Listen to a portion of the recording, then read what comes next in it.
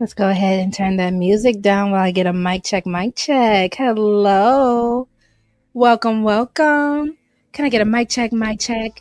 Hello, Lover Gang. Look at the Lover Boys. Lover Gang, Lover Boys already in the chat. I appreciate you. Welcome in, Keel. Salute to you, brother. Salute, salute, salute. And also, welcome in, Lover Gang Rue. Mic check, please. Mic check. Thank you, Keels. I appreciate that. I hope you all are having such a lovely evening. Happy Wednesday. Happy hump day. Shout out to Lover Gang. Hello, hello. Hello. Look at the Lover Boys. I'm here for it. Shout out to Lover Gang willing to win. I appreciate you. It's great to see you too. My mic is good. I appreciate y'all. Thank y'all so much for joining me on this amazing Wednesday evening. I hope you're having a great day because we're going to get a little messy. So as I'm waiting for people to get in, I'm going to go ahead and do my little spiel real quick. So, welcome back. It's your girl, Lover Girl Rogue C. I hope you guys are having an amazing day. So tonight we are going to be talking about something that none of us really like, right? And it's pretty much an eventual situation that happens when you go through the whole lover relationship experience and stuff. And it's going to be about being humbled. Not necessarily heartbroken, not really rejected, not really ghosted, but just straight up being humbled, right? Because I feel like, and I am going to, shout out to Pink Book Lessons. I am going to review a video from her today. And it is actually going to be a recap on the whole Megan Thee Stallion and Klay Thompson thing now that we did get Klay. I guess he spoke up is what a lot of people are saying. And I don't know if you all have seen what he pretty much said, allegedly said, right? The whole she being ghetto, she being too loud in situations like that. And I am just curious about when it comes down to relationships and how accountability does show up. Is humility, not being humiliated, but is humility a part of it, right? Because there is a difference between, the humiliation, the heartbrokenness, and all the things that we're talking about. Heartbreak says someone hurt you. Being humbled says that life taught you something. And it is all about the learning lessons when it comes down to relationship game, the past relationships we might have had. Welcome in. Let's see. Declang Linson, welcome in. It's such a pleasure to meet you. I hope you stick around. If you have not already, make sure to hit the subscribe button if you are new here. And we do have the Cash App scrolling. If you would love to support the show, it will be greatly appreciated. I appreciate you. Thank you so much. Welcome in, H&M. I think we got the most flyest ladies in the space. Shout out to the ladies of the space. I agree. Beautiful ladies, beautiful, beautiful energy in the space. Shout out to the women of the space. Thank you, Kills. Mwah. I appreciate you, brother. All right. So sometimes the lesson wasn't really about the person you were dating, right? The lesson is going to be about you and what you need to discover about yourself. So tonight we're talking about accountability in dating, relationships, ego, pride, standards, power dynamics, and why life sometimes seems to be determined to humble you in every step of the way, right? Or at least eventually. Because everybody wants accountability until actual accountability starts looking back at them in the mirror. So we're going to talk about it. Thank you, guys. I appreciate you so much. Thank you, Willing to Win. Thank you. I appreciate that. Got to give y'all, something. I can be boring. I could talk a lot sometimes. I gotta at least give you something entertaining to look at, right?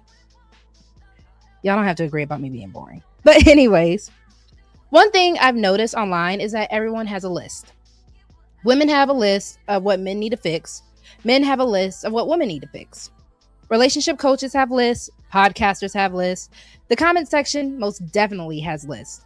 But accountability is funny, right? And it's fickle because it feels amazing when we're the ones giving it, but it feels really bad when we're the ones receiving it. People will say that women need accountability. Men will say women need accountability, and women will say men need accountability. Cool. But what does this actually mean? We hear this word get thrown around so much because accountability isn't punishment. And I think a lot of times that's what people want from other people to get, is to be punished for whatever mistakes, misunderstandings, whatever situations that didn't play out well in the relationship. Somebody always wants that person to feel it. And it isn't about humiliation, like I said earlier. It isn't about public shaming.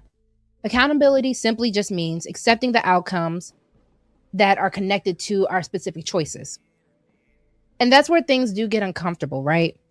Because now I do have to ask, what choices am I making? What patterns am I repeating? What role am I playing? Not because everything is my fault, but because I'm the only person that I can actually control in the situation. And that goes for you as well. You're the only one that you can really control in the situation. So I do have to ask, what breeds arrogance in relationships? Because let's be honest, you can't really have humility without arrogance being right next door. So before people get humbled, they're usually arrogant. And arrogance rarely appears overnight. It grows. It can grow from success. It can grow from comfort. It can grow from power. Sometimes it's beauty. Sometimes it's money. Sometimes it's attention. And, we also talk about the whole social media validation too. Sometimes it's being the one everybody wants. Sometimes it's also just simply believing, they'll never leave me. And that's really dangerous because appreciation starts dying the moment entitlement is born. I want to think about this, right? When people believe their partner isn't really going anywhere, they stop listening. They give up and stop trying. They stop dating their partner and they stop apologizing. They stop valuing what they have in that person in general. Why? Because they become comfortable. And comfort can quietly breed arrogance. Many relationships don't collapse because of one giant mistake. They collapse because somebody just became too certain and it starts ticking at the relationship. They're too certain that they're irreplaceable. They're too certain that they were the prize. Too certain that the other person would just sit there and tolerate anything and everything that they had to give at them. And life has a way of correcting this kind of thinking. Welcome in. I appreciate you so much. Thank you guys so much for joining. Thank you. Football is life. I hope you are enjoying all the football festivities, soccer festivities. It's been a good time for you all. I'm not a soccer girly. I might become one. I've heard FIFA is cool and whatever. I might become one. So the power dynamics that nobody talks about in relationships, right? Relationships are full of them. Not necessarily abusive, not necessarily also the manipulation side of things, but power. Who has more options? Who makes more money? Who's more emotionally invested? Who's more attractive? Who's more dependent? And who's more willing to walk away? These things matter. Because when you actually break it down, you can have financial power. The person who controls resources often has the most influence. Sexual power. The person receiving the most attention also has influence. Emotional power. The person who cares the least often has the most influence. So you can also throw in there the whole social power dynamic. We have followers, we have status, popularity, the community support, and the overall influence. All of these are forms of power. And the problem isn't having the power necessarily. The problem is what people do with it. So when it comes down to relationships, and we'll go ahead and skew up the video momentarily. I like to just kind of give y'all the premise real quick. But when it comes down to relationships, are you in love, or do you just love the power that you have over somebody? So this is where things get messy, because we have to talk about when people really aren't in love. They're just enjoying their position. They're enjoying the pursuit. They're enjoying being needed. They enjoy being desired. They enjoy being chosen. They enjoy being financially dependent on. And they also enjoy the emotional dependence that they can have on you.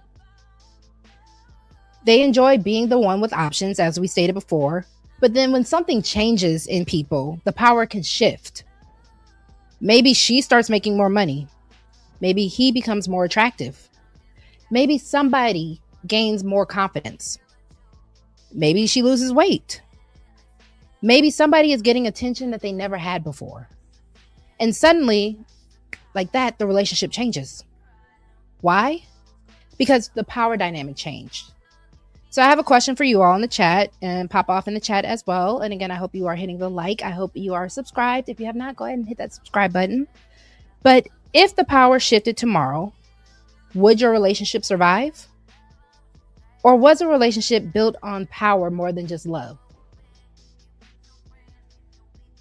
All right. So then, like I said, we're talking about humbling experience of being wrong. And I don't know if you all can relate to that. I'm sure everyone has a story where they realize that they were the one in the wrong in the situation. So you can, in your brain, be completely convinced that you were right and still be absolutely 1000% wrong. Wrong about people, wrong about intentions, wrong about love. You can even be wrong about yourself. You could be wrong about what you actually need and what you actually think you deserve. And that's why life has a way of humbling us. Because certainty is often the first thing that gets challenged. Good job. Shout out to the little man. Shout out to baby boy. Boy, that is not how you greet people. Talking about some sup. I'm sorry, y'all. Shout out to baby boy. But yeah. Close the door. Thank you. Sorry. Because certainty is often the first thing that does get challenged when it comes down to life humbling us, right? Welcome in, Either Man. I appreciate you. Welcome in, Nightish. Talking about some, y'all keep that weight on y'all. If it's unhealthy, don't matter how juicy the booty is, fellas. If it's unhealthy, it gotta go. Talking about weight means more cheese. I don't like y'all. It should survive.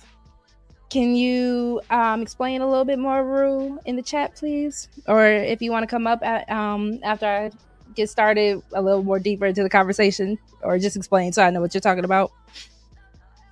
The older I get, the less interested I am in pretending that I know everything, because I don't know a darn thing, respectfully. I don't know nothing. I like to talk. I really don't know nothing, y'all. Life keeps collecting evidence, right? Life keeps exposing the blind spots that I have. Life keeps saying, there's another side to this story. So there's a song that I like. It's one of my little white girl bops, right? It is Julia Michaels' Issues. And in the song, she's pretty much explaining, she's jealous. She's overzealous. When I'm high, I get real high. When I'm down, I get real down, right? So the overall meaning of the song is the fact that I have issues, but usually the person I'm in the relationship does too. And a lot of those times we kind of just learn to accept that with somebody. And, that is one of my favorite relationship truths, that we all have issues. Everybody. The difference is whether we're aware of them and what we actually want to do with them. Some people have abandonment issues. Some people have trust issues. Some have control issues. Some have ego issues. Some people have validation issues. Some people have commitment issues. And that's the part that nobody really likes, right? Shout out to you if you don't have issues. Either man, shout out to you if you don't have issues, brother. But your partner's issues often expose your own issues. And that's a lot of times we don't like seeing our own reflection in the mirror from time to time when it comes down to the negative side of things. Sometimes we think we're dating them, when in reality, you're actually just meeting yourself. And the relationship can reveal so many things, like your fears, your insecurities, your pride, your triggers, your weaknesses. And that itself is incredibly humbling, because a lot of times these are the things that can cripple us. And what do we do when we actually discover them, right? A lot of times people will find these fears of theirs and kind of just fall back and hide, or kind of just crawl back into their shell, right? So I'm going to say this segment, and then I'm going to go ahead and get started with the video. The issue that I have with this is a lot of times people want accountability without grace. And that is really one thing social media has gotten very much mistaken, is believing that accountability and grace are opposites. They're not. Healthy relationships need both. Accountability without grace becomes judgment. Grace without accountability becomes enabling. The healthiest people I ever met can honestly do both, but they're few, and they're very much just few. I'm still learning myself, so I can't even talk bad about people. But when you can balance both of those, you end up kind of just realizing that things aren't really as big of a deal as it really is, because you know you're still learning. So people can say you're wrong, and at the same time still say I care about you. That's maturity. Because everybody wants understanding for their mistakes, but not everyone wants to extend the same understanding when it comes down to others. So let me go ahead and shout out. Like I said, we're going to review this video from Pink Book Lessons. 1 second. I got it up. And then y'all, can someone in the chat let me know if the music is too loud? Just in case I need to turn it down while the video is playing. Let me get my fair use banner real quick. Let's see. And like I said, shout out to Pink Book Lessons. If you do want to watch the video as well, thank you, Eda Man. The video is going to be in the description as well. And we're going to go ahead and kind of review and talk about this update between Megan Thee Stallion and Klay Thompson.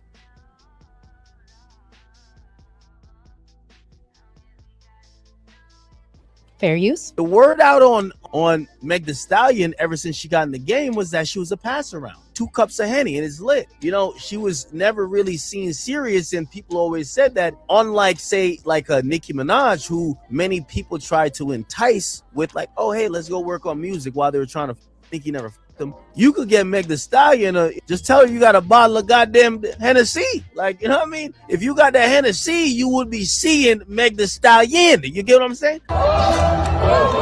One, that didn't even rhyme. That was actually really lame. I'm not a fan of academics like that, but it is what it is.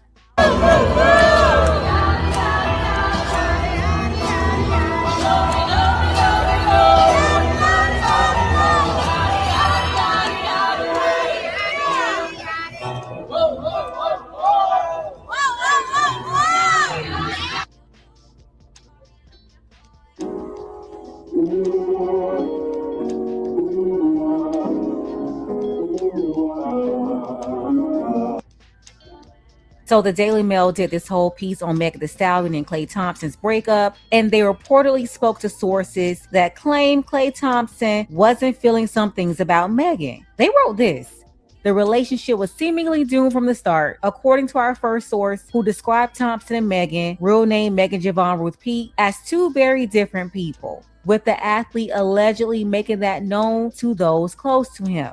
They claim Thompson has talked badly about Megan behind her back, including secretly expressing disdain for how loud the WAP rapper can be. He was like, she was just so ghetto. I was over the ghetto-ness, the insider alleged, the way she speaks, the way she acts. Thompson, who has been a professional basketball player since 2011, has a reputation for being introverted off the court. The first source even went so far as to describe him as awkward at times. Okay. So one, just for the sake of fair use and trying to make sure that, you know, I give enough time in between videos, but I do want to ask the men, especially if you can kind of sound off in the chat for me real quick. And if we open up the panel, feel free to elaborate. Because I actually had the biggest light bulb moment realization when talking to a friend, where he expressed to me that men have the power when it comes down to the relationship. And we just talked about the power dynamics and everything. And I didn't even really get a chance to even break this down after he told me this. But the fact that men, especially men who are establishing something, men who are really in control of themselves and in control of the situation, you all have the actual overall power of the situation. So I'm not really understanding, when you have that power and you go into it with a woman that you deem too loud, too ghetto, too much of this, too much of that, what were you really expecting when you met the woman that way? Were you trying to change her?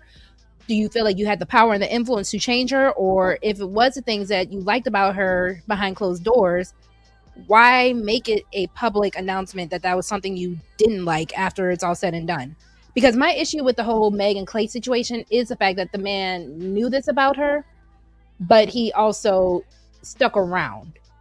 Because they're going to say in the video how, I don't know if it's this video or another video, because I also shout out to Impressive Channel. She also did a breakdown of this whole situation where it was like Clay even didn't even like doing the couples content that Megan was really into doing, and he was just doing it to make her happy.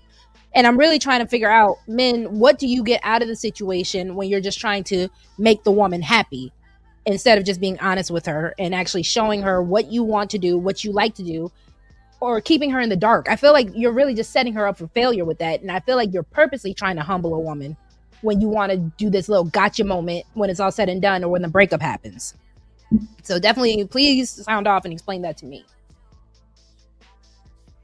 So we listened to what he said. She said, he told you the truth. Please do as Willing to Win has said and like the video. I appreciate you all. If you are part of the replay game, I'm sorry. If you are also part of the replay game, please make sure to do the same as well. He didn't make a announcement. Somebody close to him running their mouth for a paycheck. Okay. So I'll be fair. Since he did not come out of his own mouth and said these words, right? I will give you that. And I still would like to know, even if you are not doing this publicly, because again, they're going to talk about Megan doing everything that she did publicly.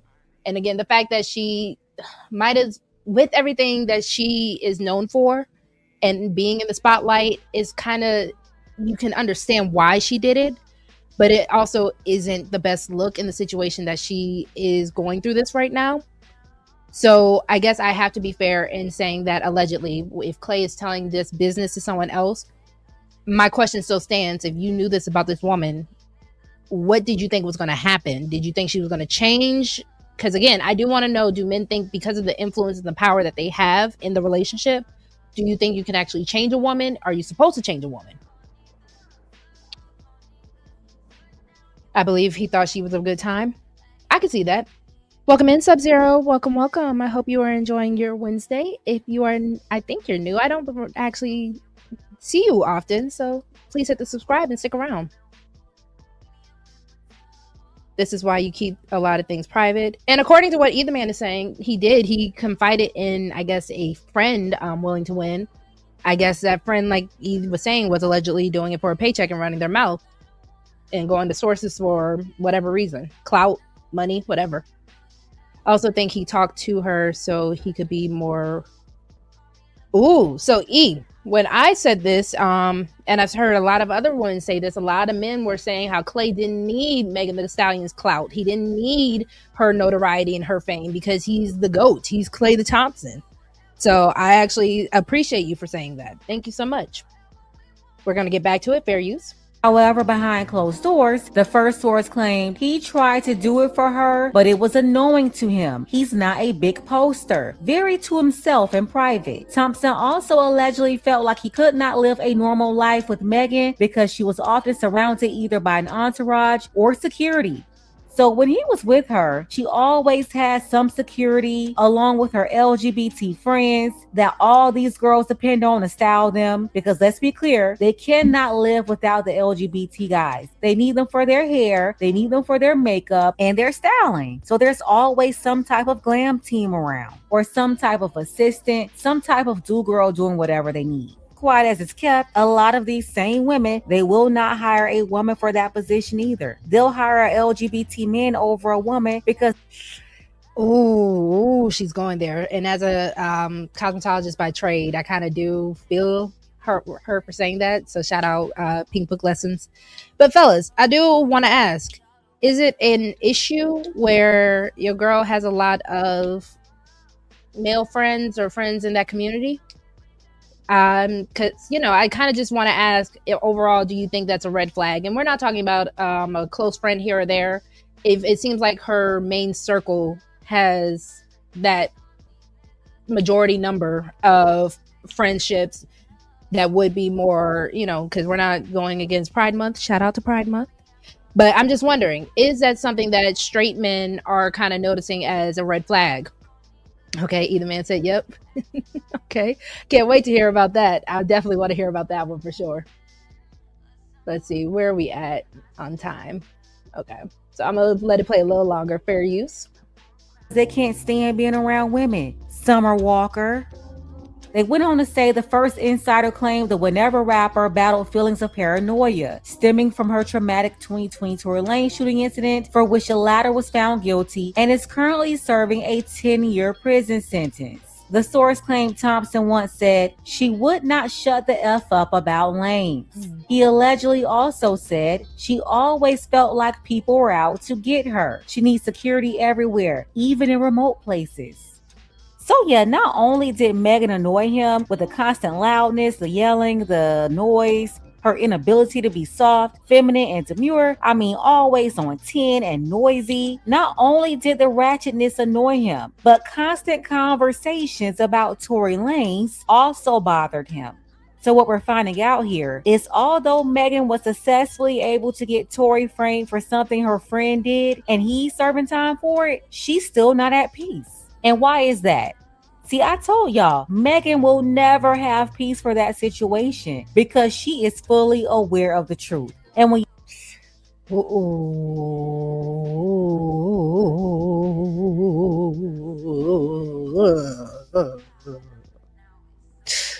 Oh, okay.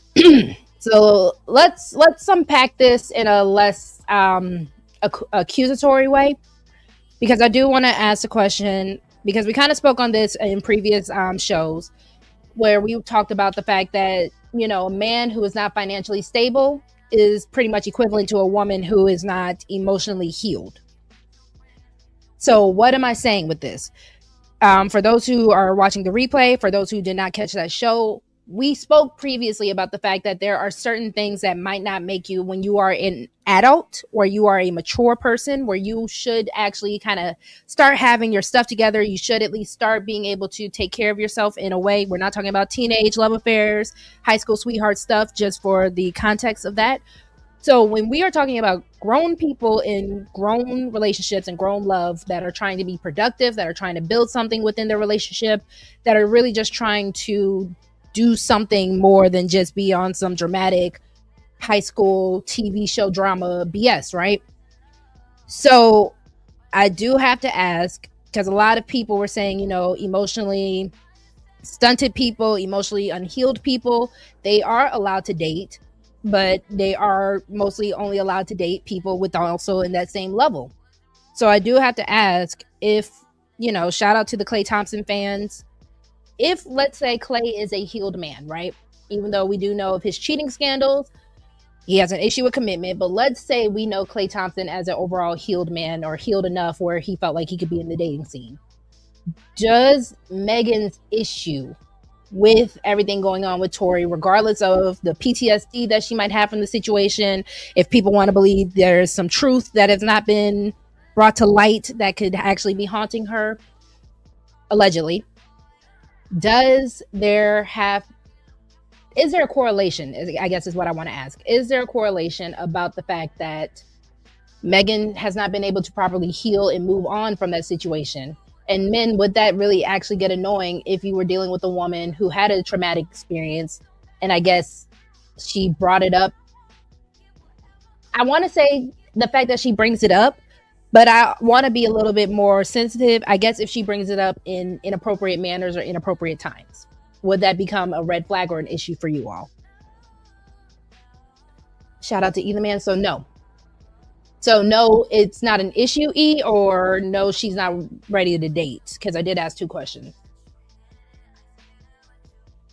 Okay, I feel that. So I understand that. And well, no, when I agree, a lot of people who, a lot of women who aren't into sports like that, we really had no clue who this man was until he was, especially my generation. We share the same generation. So, Megan Thee Stallion is influential to women like myself. And we know more of her than I would of anybody in sports. Like I said, a lot of these men who are getting with these rappers, especially, and just these public figure women, especially that more women like myself would know of, we're not really privy to these people, these men, these amazing athletes. I heard he's a great athlete, but no, I'm not privy to him. Welcome in, Tay Tay. How are you today, love? Let's see. She could date that song, Man Cheat on Here. She could date the song Man Cheat on Here. Are you talking about the new song that she did the remix to? She can date. Men control access to relationships. Okay. And, I definitely did state that, especially, like I said, because of just having that conversation that made me realize that, yeah, you guys do have more power and more influence in the relationship than the overall woman has. Now, you're good, E. I'm sorry. You'll need to start watching sports to bond with your man. Your man, your man, your man. My man, my man, my man. And this man, that man, every man. Okay, that's fair. Yes, it can be a bonding situation.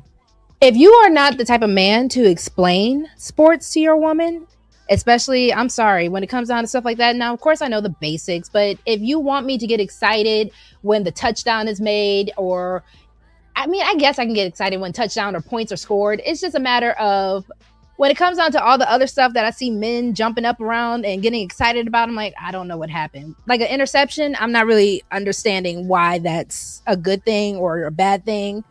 So if you're not the kind of man to explain stuff, and I know a lot of men hate that thing, when it comes down to a really good game or a game that you guys have been waiting to watch, that's why we don't really want to spend time bonding with you. Because if we're going to ask questions, it's going to seem like we're annoying, like how they're trying to say Megan annoyed Clay. And then you guys are going to be like, yeah, that's annoying. Why are you asking all these questions? I'm like, I don't know what is going on. So either you explain it to me or I'm going back upstairs and I'm going to watch my reality TV. I'm going to go watch Bridgerton and I'm going to be happy. Tay Tay, thank you for having my back. Like I said, I'm willing to do it if the men are willing to explain to the women who aren't into sports, if they are the girly girl that's not really a sports watcher like that, and just explain what the heck is going on. And I appreciate your wife, Eda Man. She is taking one for the team. She is a soldier. I got my Hunger Games salute to her. May the odds forever be in her favor. Shout out to her. Men control the trajectory and the direction of the relationship. That's understandable. You and Eda Man are pretty much on the same page with that. So I feel you on this. I'm cool with you asking all the questions as long as you give me something to drink. All right, like I said, that's fine. We can bring the chicken wings. We can bring the crudité dip and all that. We can do all that kind of good stuff. I don't mind hosting a party. That's really only reason why I would really be into sports is to host the sporting events because I like doing that kind of stuff. Outside of that, nah, I'm going to act excited. Yay, touchdown. Yay, interception or boo, interception. That's all I really know. Forgive me. I don't know anything about penalties and all that. Learn sports betting with your man. That's fair. If there's a gain out of it, that's fair. Yeah. Tay Tay, let me know if you want me to drop. No, don't go in the clouds. Let me know if you want me to drop the link if you want to review the video with me.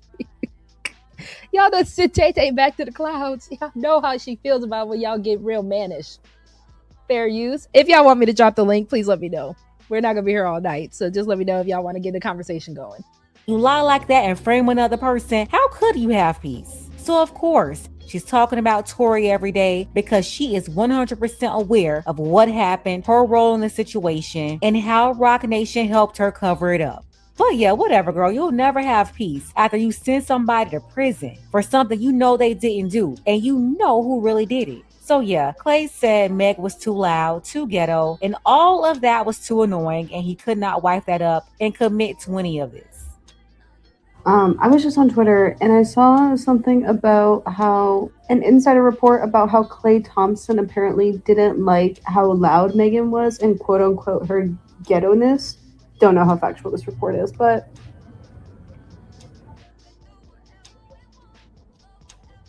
okay. Yikes, if that is true. Big yikes. And also, like, what's so wrong with the woman being loud and expressive?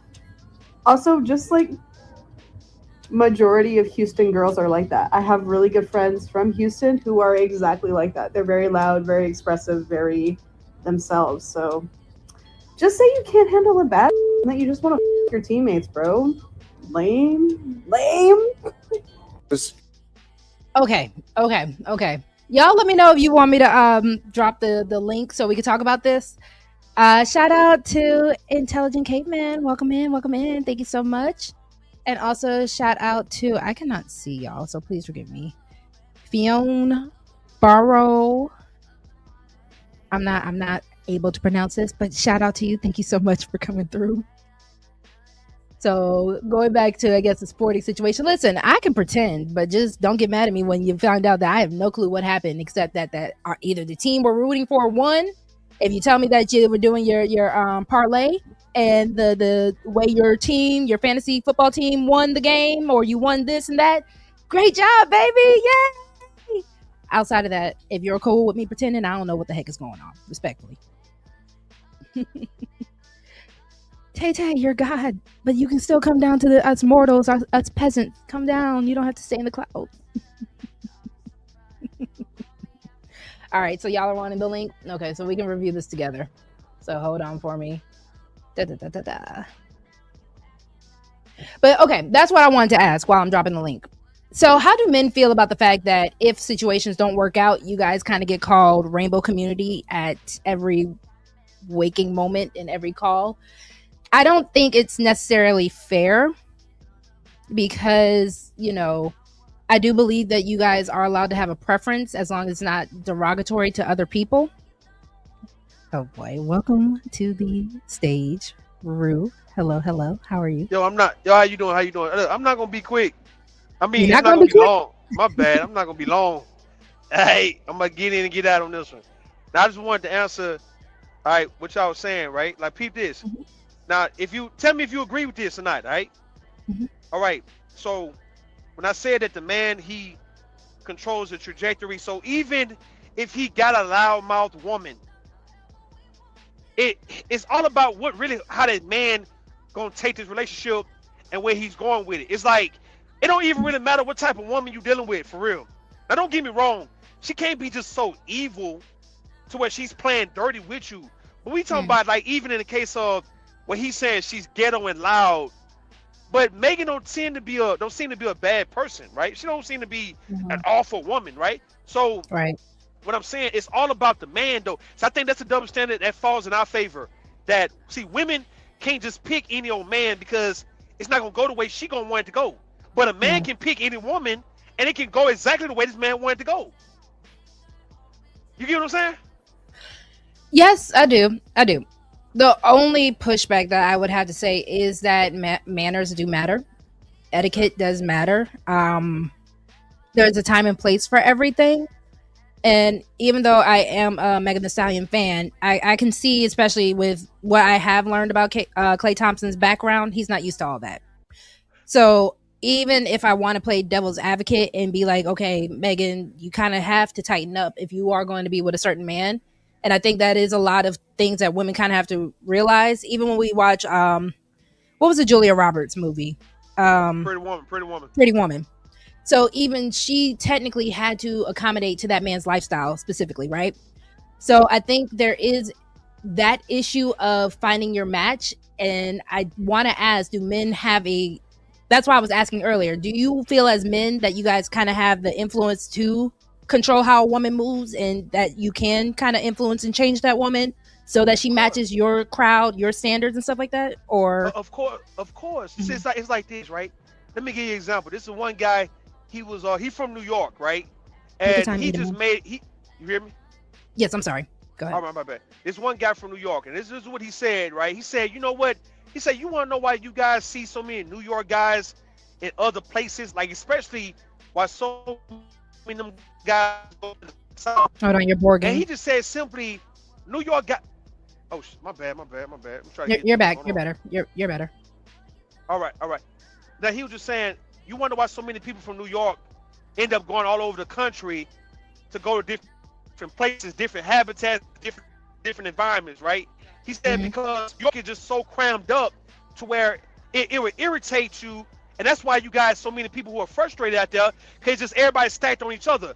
But when these same people go into a new environment like the South, where there's a lot of space. He said if a Hmm. young man go to the South and he come back calm because he's in a new environment and it's peaceful. So in the case of what you're saying, yes, men can actually change the way a woman behaves, not trying to control her behavior, but putting her in the right environment. So let's just say though, if Clay were to take Megan into places like classical music, uh, musicals, places where she wouldn't be twerking, places where they wouldn't be a bunch of shooting and a bunch of fighting, things that she might be used to, she would be eventually will adapt to the new way of living. Mm. But Okay. if Clay is not willing to take her into the Nutcracker, take her to musicals, take her to places where it's calm and soothing, and she know how to eat with proper etiquette, because everybody's eating spaghetti in the spoon, and you stir it in the spoon, and you eat it like that. It's like if she's not going in places like that, you can't expect for her to understand exactly what you want her to understand. So I think a lot of men, respectfully, I think a lot of men don't do women a good service in that regard because you just want to complain about them and you don't want to change their environment. Okay. And I Okay. think that a majority of women, if they're with you, they're willing to go with you in a different environment if you were really serious about this. So how did you feel about the fact that knowing they said because Megan's from Houston, that's just how they act.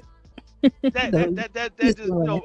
that's not Houston women really more Southern belles of anything. Yeah, you got some ghetto ratchet, but even the ghetto ratchet ones are pretty good compared to other ones. So it's not Okay. because she's from Houston. It's because I believe she's an entertainer and she's made her money doing what she's doing. Because I don't feel she's a bad person. I don't feel she's really ghetto like that. I think there's entertainment. Like it's no different when these people wear certain outfits for the Met Gala. They don't wear it every day. So she's not doing it. I believe Megan could actually play a role in, let's say, Empire, right? You remember when Empire was out? Hmm.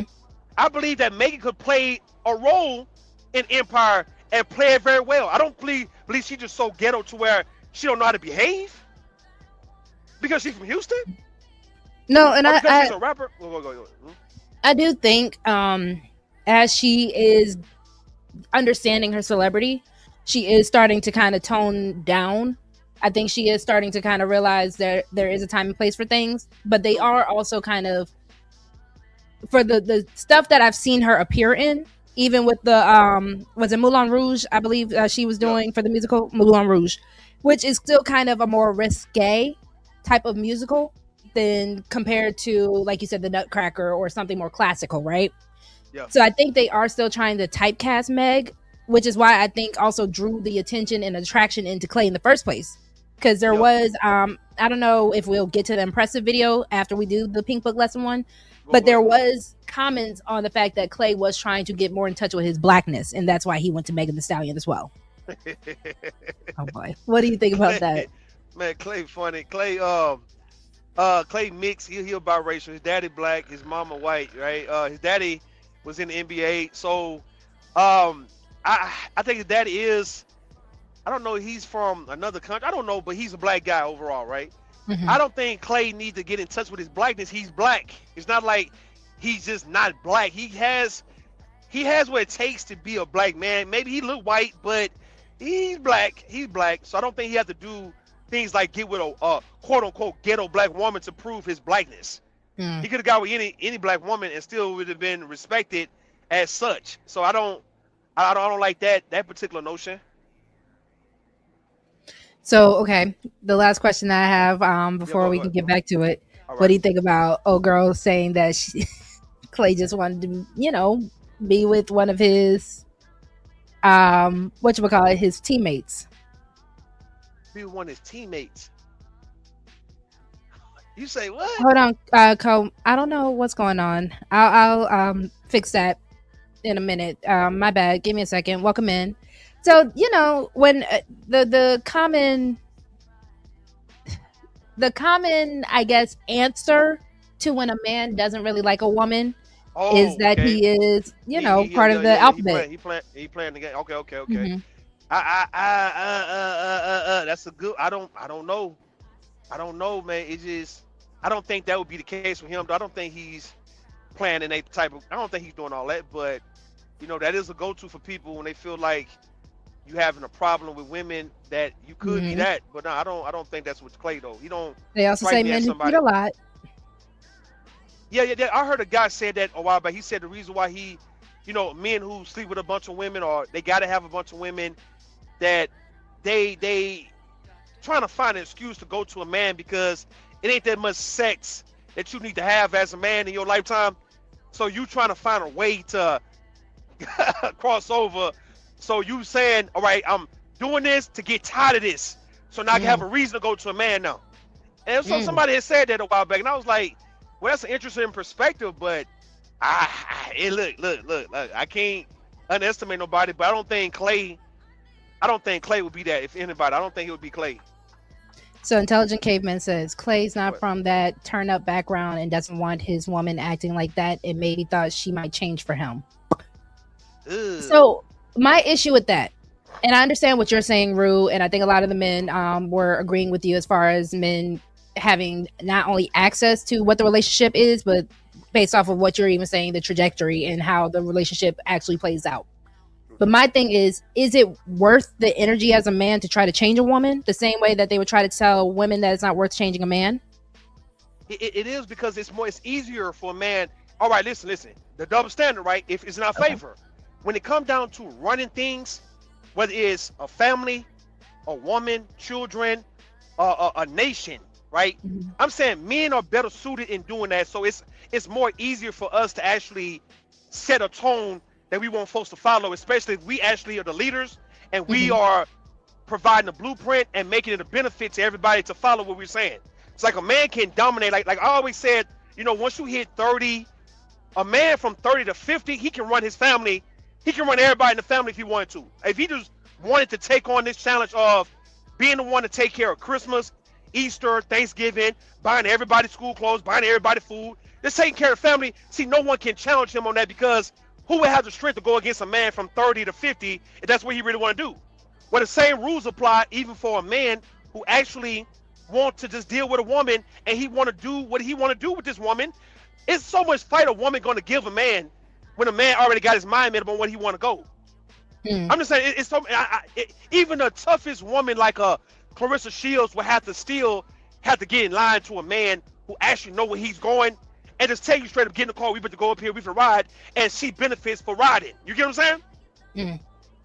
So it's very easy for a man to say, you know what, I think I can get her to change though. Yeah, she might be rough around the edges. She might have a crazy background or whatnot, but I can erase all that and get her back on and make her an honest Hold on, woman you're by dealing with broken. me because I do have. Oh shit, my bad. Let me get back. You're My back. bad. You're Get back. past You're Michigan. All right. Because a man might feel like, you know what, I have the wherewithal and the means and the resources to actually cultivate you to become what I need you to become. And I don't think you can give me no pushback on that because it's like I'm the man in that situation. I'm the man who wants something. I'm a man who got a vision and a goal. And you as my woman, you're gonna be with me on this. And it's like it's no mm. reason, it's non-negotiable. And I'm not saying it's a control thing. I just feel like when he lay down the law and he enforces his will on things, I don't think nobody can fight against that when he really want to do it. So we're getting some pushback, and welcome in, willing to win.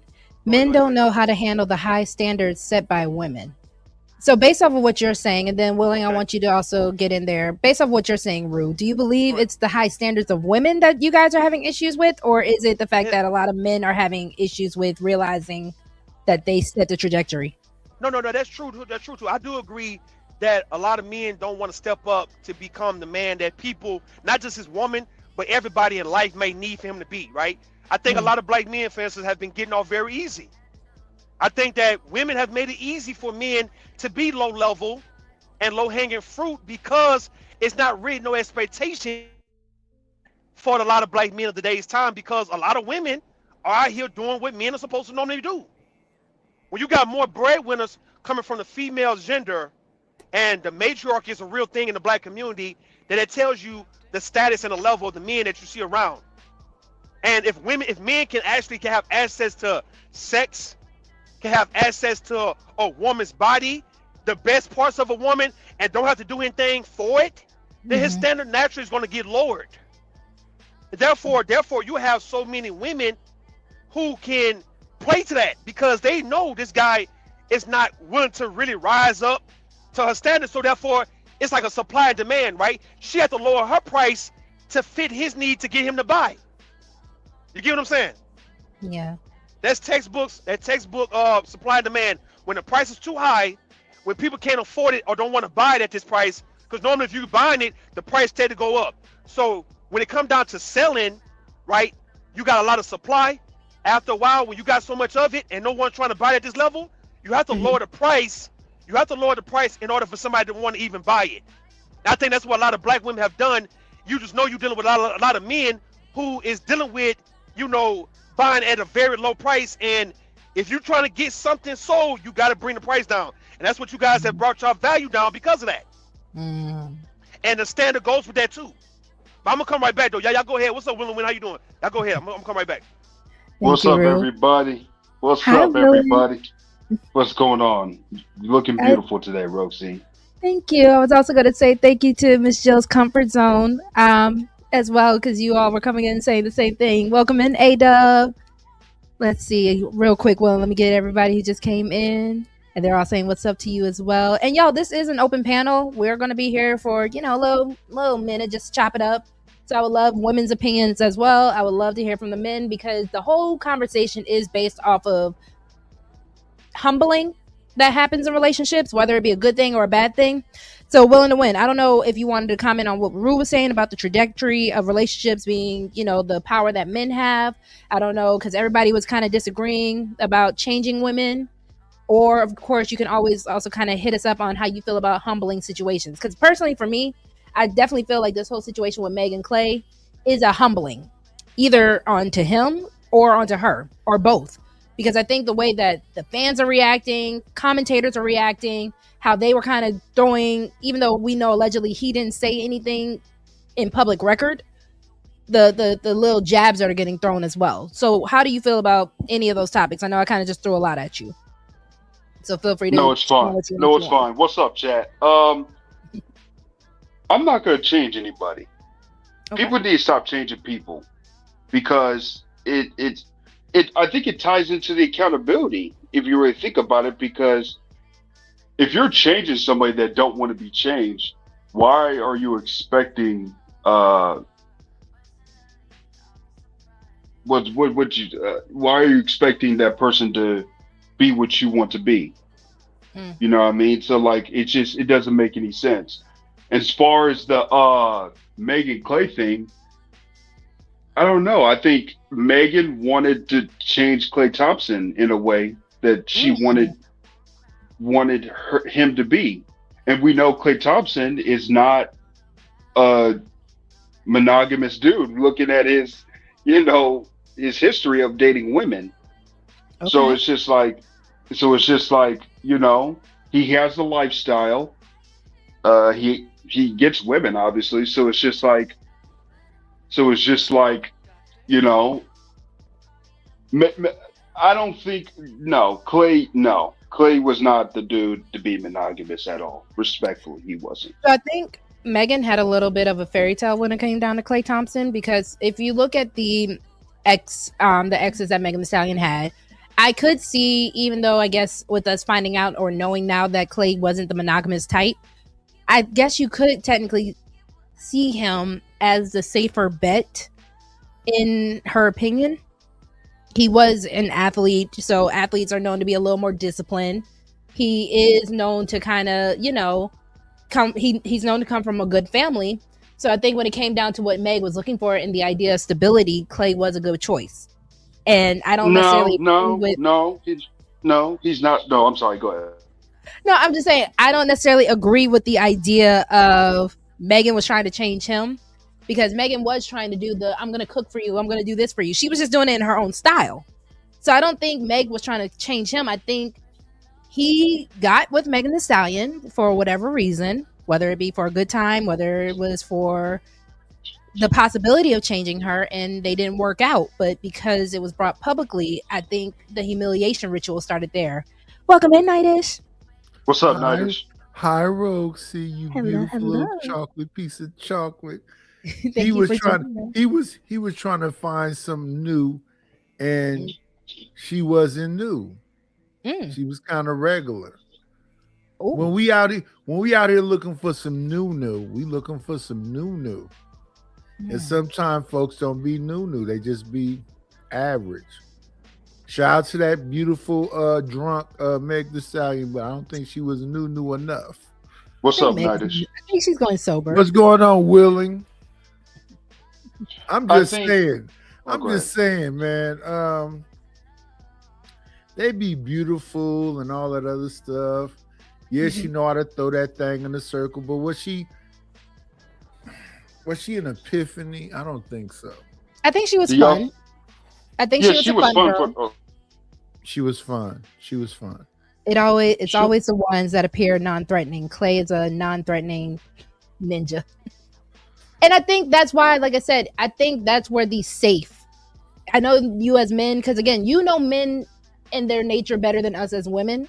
Women go off based off of what we think is the safe ones compared to who was she with? Partisan, who was a producer. Tori, who was also known. Like when you're Clay was able to kind of keep his philandering on the down low for the most part until all this kind of blew back up in his face, right? When it came down to Doesn't the that- actual men who you know are supposed to be these low down, dirty dogs, right? Doesn't that misconstrue in a way that who's the good guy and who's the nice guy in y'all eyes?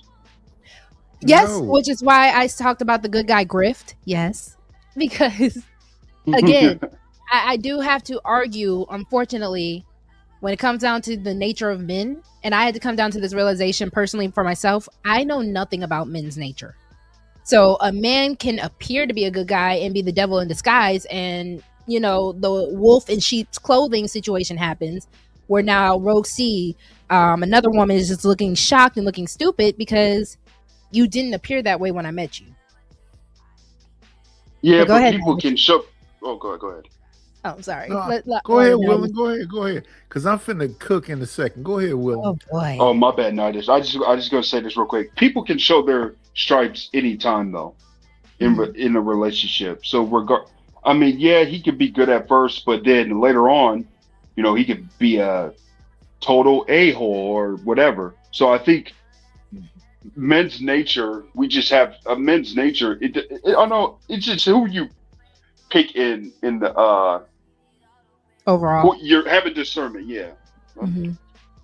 Go ahead, And before Nighters. Nightish cooks real quick, I feel like you guys don't love me. I feel like this is a humbling situation for me.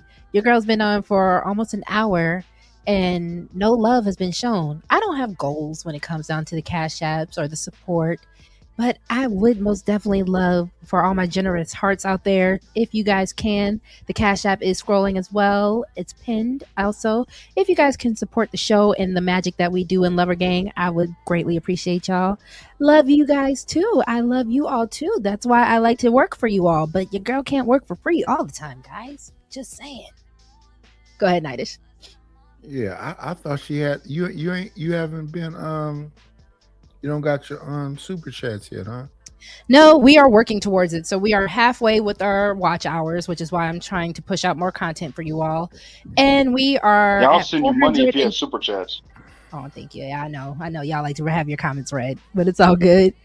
But yeah, for those who want to be generous, the Cash App is down below. But yeah, also if we can get shares out there too, your girl's at 422 subscribers. We need 500 to start being eligible for monetization. So we are on the road for monetization as well.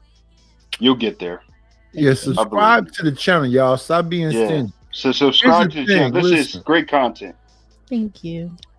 Tupac was definitely Afeni's son. When you heard all that revolutionary spirit, that was definitely Afeni Shakur and Tupac. Mm. Here's the thing though, even in these YouTube streets, if y'all hear something that sounds kind of like what y'all want the community to look like, y'all gotta support it. Y'all can't sit around and just act like you're not hearing what you're hearing. Partisan Fontaine, they said he was a great lyricist. He makes beautiful songs for women. I Right. know he did Cardi B's first album, but they said he was kind of like soft. They said the same thing about Pac, kind of like soft. But then when you listen to Pac, when you get into it, it was some serious things there that you could say, okay, that's revolutionary. But Right. here's the thing: why you got to do all that work in order for people to understand where you're coming from? Can you explain that a little more, please? My understanding is that men are supposed to be the protectors and providers. So the best thing you want to do is put yourself in a position to make sure you are sustainable for yourself and you could actually be able to provide for somebody. You can't just have just enough. And a lot of y'all dudes, good wine drinkers and sing it, garbage cans is on fire, and y'all don't want to do what y'all supposed to do. We got a job to do out here, guys. And I can agree with that because I was definitely when Rue was up here and he was explaining that men, you all actually control the trajectory of the relationship, as well as was it you, Willing, or was it Kojak? One of you also was saying how men have the access to the relationships, which is what we heard. So I do agree with what you're saying, Nidish, as far as we have a lot of ill-equipped leaders who can't really lead you anywhere because they're not really doing what they need to do or being where they need to be at. If I'm understanding you correctly. That's exactly what I'm saying. So I want to add. If go you ahead. can't sustain yourself and put yourself in position to be able to say whatever else, respectfully, you got to sit in the back of the classroom and just be quiet. But wouldn't you think Clay being the superstar basketball player, athlete, making all the money, having the old money from his daddy, nepotism type of situation, wouldn't you think he could sustain himself in the relationship? He could, but he don't know where he want to be. He don't know who he want to be with. But that goes back to what I just said earlier. Clay lives the lifestyle, so of course he's going to have options, right? So it's just he's not going to be monogamous. He's not. If you're living that type of lifestyle, you're most likely though athletes are going to do what they're going to do what they want to do. So it's not the same than that average man. So here's the thing, Willing. Here's the thing. You need to say that from the gate. You're just having a good time. I agree. I agree. You can't say from the gate, this is just a good time. I don't know where it's going to go. That's kind of cowardly. Yeah. So I do have to ask you, Ben, because I do want to get back to the video as well. And again, y'all, it is an open panel, so feel free to hit the link. I do want to ask. So they were saying that Clay, because he's not really into Meg, or I guess the situation fizzled out with him and Megan, that they assume he wants to be with his teammates. So how do you feel about that when it comes down to, I guess, that being the go-to insult for men when the situation doesn't really happen the way that it's supposed to happen? Welcome to the stage, Black Man is Fair. And hi, Mr. Eugene. Welcome as well. I hope you are having a very lovely Wednesday evening. What's going on, Black Man is Fair? Peace. What's going on, Nightish? Peace, Roby. Salute. Hello. Thank you so much for joining us. I'll let Willing to Win, Nightish chime in, and then Black Man is Fair. What was the question again? I apologize. You're good. They so the want to question, be with the boys. pretty much when relationships like this don't work out, we are assuming that these men want to be with the other men's in their groups. Man. They rather be with their homeboy. Oh man. You want to go first, Black Man is Fair, or yeah, let him go first. Men want to be with their homeboys. I mean, The men want to be where it's fun, where it's exciting at, and where it's popping at. So Megan Thee I Stallion's think, not fun and exciting. yeah, I think Clay's been there and had that and done that, and I think Wow. he's pretty much finished. Wow. I agree. I mean that, but exactly what the brother said. Clay's been done that for years now. So it's just like They weren't together years what's like that though. That feels no. I'm like talking oh, about that with feels other like women. dirty. Like I feel used. Just even for a No, man to but say that, he's not even saying that about me. I feel ugh. but Clay's been with other women for years in the league though. So of course he's gonna have that. He's gonna find other options. Listen, Other than men. don't run all around the mulberry bush. Do we want to be with the boys or is he still in the girls? That's the conversation right there. That's what we're talking about. Shout out to Intelligent Caveman. It's all about what style a woman responds to. If she can see the dream with the man, that determines what style works on that woman. People can move slow or people can move fast. Honestly, that's what I also think. I feel like Megan and Clay fizzled out really quickly because they move fast. Also, welcome in, Eda Man. How you doing, young lady? Hello. Thank you so much Oh for joining my us. goodness. Shout out to Waterhead. He done made his way up here. But that even so, I'm gonna let you all cook a little more with the whole situation about the alphabet community. But now I also do have to ask a question because now Either Man is here and it reminded me, and then we'll get back to the video about is it a red flag when your woman has a lot of friends who are in that community as well? Yeah, that's a red flag, and somebody might been licking and sticking on her that was the same gender. It's a flag. And listen, this is what I tell how people. you know sticking and sticking what? That's crazy work you just came up here with. It's crazy that he feel like he just got to interrupt me. I purposely gave him his time to talk. So when I come up here, his old ass can act like his age. But now he want to cut me off. Hey, lover gang. We don't do that I apologize. The point that I'm saying is, it is a red flag for straight people to hang around a whole bunch of gay people. I don't care what nobody say. Listen, you got to think, this is our job. Our job as men is literally to think about the future. If you don't want these type of people around your kids, why would you want them around your woman, right? You're literally creating a problem that you're going to have to fix in the future. So it's a red flag. Stay away from them and just say, hey, check this out. That's the type of people you want to hang around and that's what you're going to be on. You're just not the woman for me. Welcome in Tequila and Zyrax, my I loves. agree, man. Ladies, y'all got me kind of fending for ourselves. Tay, somebody, y'all got me fighting by myself up here with these gentlemen folk. Feel free to join the link, y'all. And again, also feel free to hit the cash app. I appreciate y'all. We Welcome love back, you, Roxy. What up? All right, so I'm gonna let y'all handle it real quick. I will be right back. So, Rue, I'm leaving you in charge. Please handle my baby well. Yeah, y'all go ahead, gentlemen. Go ahead. Whoever's next, who's next, man? Y'all got it. Yeah, I also wanted to talk about that. I do think that he dated Megan. Clay dated Megan to get a little bit more relevant, right? And I know everybody gonna say he was the splash brother. He used to be well known, right? But once he went down to Dallas after he told his Achilles, he wasn't the same player. Nobody was talking about Klay Thompson. Nobody even was really checking for Klay Thompson until he started talking about being with Megan Thee Stallion. So I think he also used her to get his name back in the circuit in the media. Because he came up on a contract negotiation.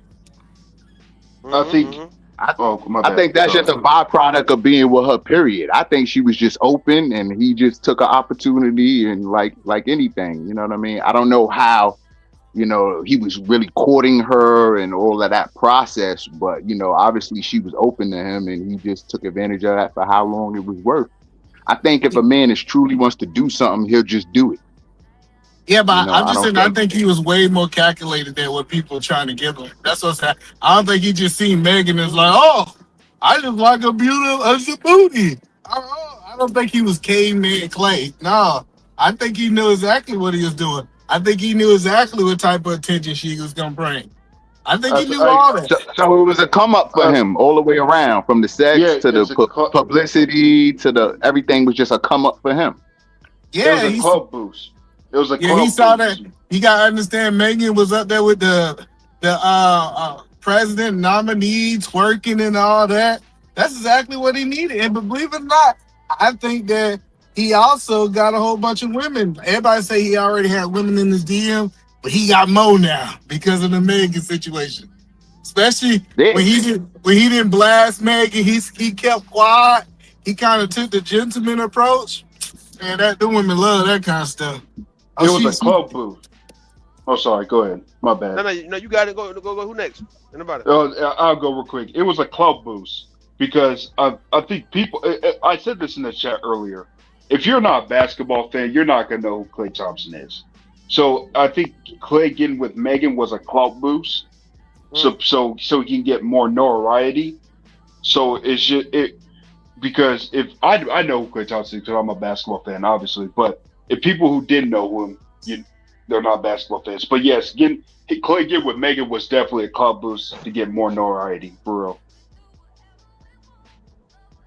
So, sorry, were you about to add something? No, hi, Tyranny, and hi, Dr. Steele. Welcome up.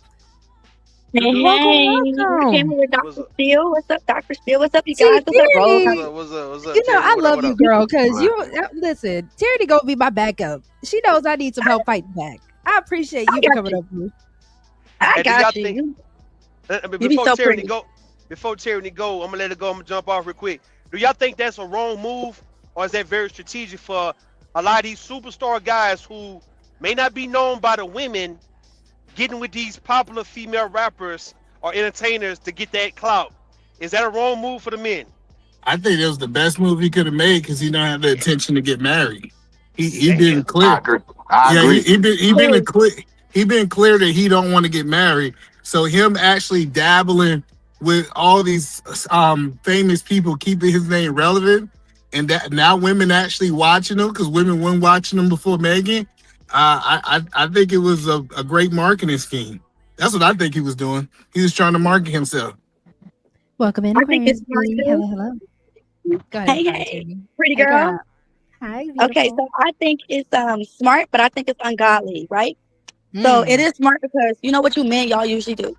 You screw us and then you dump us and then you say it was her fault and then all the niggas believe you and some of these silly hoes do too. So I mean, but it's ungodly because you playing with a woman's heart. And then the scriptures also say that don't play with our heart because a sworn woman is et cetera, et cetera. But he's not a believer. I don't think he's a believer. I don't think you have to be a believer to not use people. Because like I was saying earlier, that feels dirty. Like just to know that a man had access to me and access to my body and I was trusting him with that. And you gave it to him. He just turn around and, I mean, yes, I did. That's the whole point. The fact that I trusted you with this. And I thought that you were actually going to take care of my heart. I think that is. And that's why I wanted to bring it back to the original topic about humbling. I think there is a situation of humbling a woman in this whole scenario because they want to say based off of Meg Thee Stallion's past, based off of how women move nowadays, based off of, a woman being so trusting. I think that is a matter of men trying to humble women. And I just want to know, is that fair? Because I don't think humbling without grace is fair. I think it's fair because she found her equal. She been doing niggas like this for the longest. See, it's cool when you doing it to somebody. She made a whole song about playing a dude. Like it was I gotta look it up because I don't listen to the music. But I remember somebody played it when they was reviewing it, right? But isn't that her whole? I'm sorry to cut you off, Eda Man, but isn't that her whole catalog? Okay, so this is why shout out to Lover Girl Confessions, right? And you all wanted to debate me down, looking at you, Tay, about how a hot girl and a lover girl are not mutually exclusive. When I told you most hot girls are lover girls at heart. Megan Thee Stallion, the reason why a lot of women bounce from relationship to relationship to relationship like that, and they don't give enough time to really heal, is because a lot of these women are just trying to find their person. They're trying to find who they can actually connect with and who they can actually build a life with. So the whole facade, because we saw it with the City Girls, we saw it with Cardi B. The moment a man is ready to wife you down, you going. And I do have to agree with Rue at that point because it's a matter of once you guys give us the accessibility to the relationship, we're jumping on that. Because most women want to be a kept woman. Most women want that protection, that covering, that the provision, the protection, the love. everything that comes with a man that's supposed to be a man of stature and a good man. So I need men to kind of understand what is acting and what is a facade versus what a real woman is, or what a real woman is wanting. But we gotta the women that went. I just said we got. Go ahead. Who are the examples of the women that went? Of the women that win? No, who are the examples of the women that went? Cardi B. They went, got married, and okay. I promise you, if Diddy was actually proposing to Young Miami, Young Miami would have gone. She would have gone straight to the altar with that man. You can literally, even all these hot girls, Mono Leo, she is a married woman with a child. I'm trying, like, you can literally go, the second Glorilla got wifed up, she's over here bait up and booed up. Cardi, as soon as Offset was on his BS, all right, Stefan, you ready? So it's a matter of these women are willing to be wifed up. Even Beyonce and Jay-Z. You can look at all these entertainers who are all the single ladies. You're married, ma'am. But I said that the women want to get married. The men are the ones that don't want to get married. I said who are the women that went, and she named 3 ladies. No, but I get it. But you want me to go down? Wait, hold on. Because they try to pick the perfect guy, and they all cheat on them. They all from Offset to Nicki Minaj. Everyone that they pick. They all want to get married. This is why y'all want to put y'all penis inside of us, because the penis is humbling. Honestly, as soon as you get some good pee, I mean, it's like, okay, baby, what you want? You want a sandwich? Y'all already know this. She's right about that. Humble woman. It takes a soul. We call it the soul taker. Stop giving these niggas the coochie. No, okay? tyranny. Yep. No, we on strike. We striking out for you niggas. No more coochie. No. Just because you just doing it like you in a marriage. That's all. Just doing it like you in a marriage. Yeah, whatever. Strike. Tierney came up here as a dark-skinned girl talking mad crazy. Ain't nobody just running around and throwing penis everywhere. Come on now, sis. I feel like Tierney, you and I are like a shade apart. She's brown skinned. You're brown skinned. I've gotten hot. When I first met Tierney, she was like, just be in the sun. Don't. I'm not light skinned. I'm brown skinned. I am. She's been outside, so she got some melanin on her. I have I have a ring light right now. Light skinned girl. But it's okay. The blacker the berry, the sweeter the juice. Mm-hmm. Period. But see, this is why, and I do have to agree with Tierney at this point, because I even told y'all, what was it, last week's episode or the week before that, when we were talking about the whole phallus being a weapon in the first place. I think a lot of men actually do get off on the fact that you guys do have this power over women, especially once you get us. A lot of times I hear men talking about the succubus woman. Do we need to do a show about the succubus man? Because y'all are out there. Yes, we do, because I know for a fact that the succubus woman has way more power than the succubus man. So you go ahead and do that show about the succubus man. But this is a man's word. Nightish, I might need you to do the graphics for me then, because you do a good succubus. Welcome in, Carmen. Hello, my love. You make good graphics for the succubus. And then I'm gonna let because I want to make sure everyone gets a chance to talk. Welcome in, Tay Tay. Dr. Steele didn't get much time to talk either, so I'm gonna let you go first, Dr. Steele. And then Tay Tay, Black Man is Fair, and then we can kind of go back between Nightish, Tierney, Willing to Win, and then we can get back to the video if y'all are down. Dr. Steele, you there? Dr. Steele. Mr. Eugene, you there? Why does he sound like that? I don't know. I thought at first there was a baby or a pet chipmunk or something. Dr. Steele, you might need to drop down. Okay, he's going to drop down. Come back up if you get a chance. All right. Tay Tay, go ahead. What was the question? I'm sorry. We're all over the place. So, of course, the main premise of the show is about humbling women, or just humbling in accountability in relationships. And then it kind of turned down to the humbling situation that I feel like Megan Thee Stallion and even Klay Thompson is kind of experiencing right now. And then we had a lot of other subtopics. So feel free to kind of chew on what you want to chew on. And your succubus energy, can you make a man bow down and do what you need him to do? That's where we really want to go.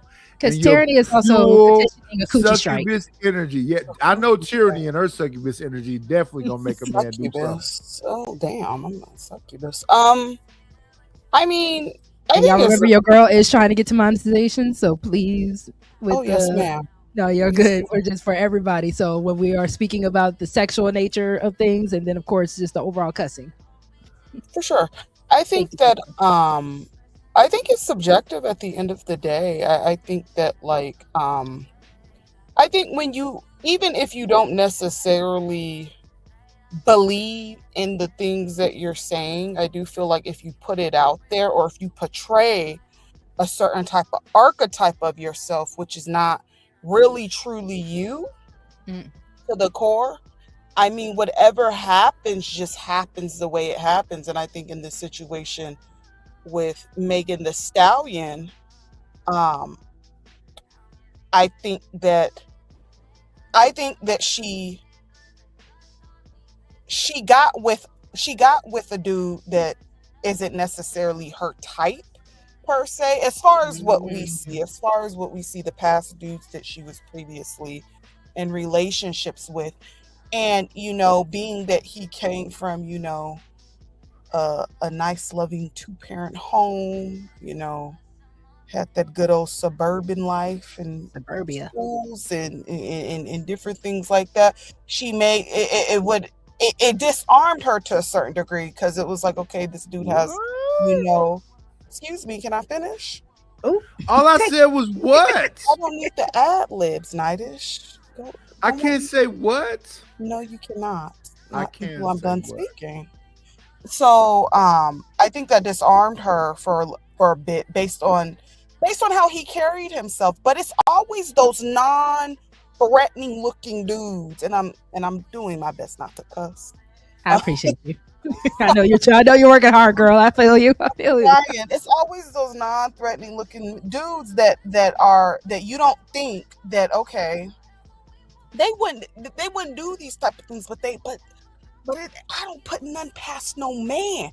So my philosophy is they all, no matter what walk of life they have, they all have it freaking in them.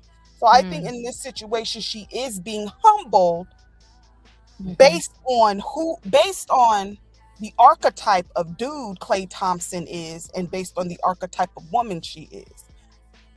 They feel like she deserves it, And I completely agree with that, because that's the whole premise of why I think this is even happening. It's another humiliation ritual.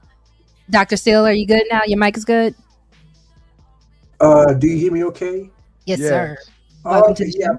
Yeah, I bet you I sounded like a chipmunk the last time. No, you sound perfectly fine, brother. Okay. Now, what exactly was the question? I've sort of lost my thought there. We've kind of bounced around, so we can go back to the original topic since Tay helped bring us back to it. The idea of humbling and accountability in relationships. Especially, I am using Meg Thee Stallion and Klay Thompson's situation, since Klay has spoken out calling Meg too loud, too ghetto, and all these things. And we kind of just bounce around from subtopic, but if you want to kind of start from there, and we can take it where we can go with it. Well, do you understand that, Dr. Steele, what she just said? Did I say it in a way that doesn't make sense? No, I think I do understand. Okay, because I've been told I talk fast to my family, and I'm sorry. Oh, that's okay. But anyway,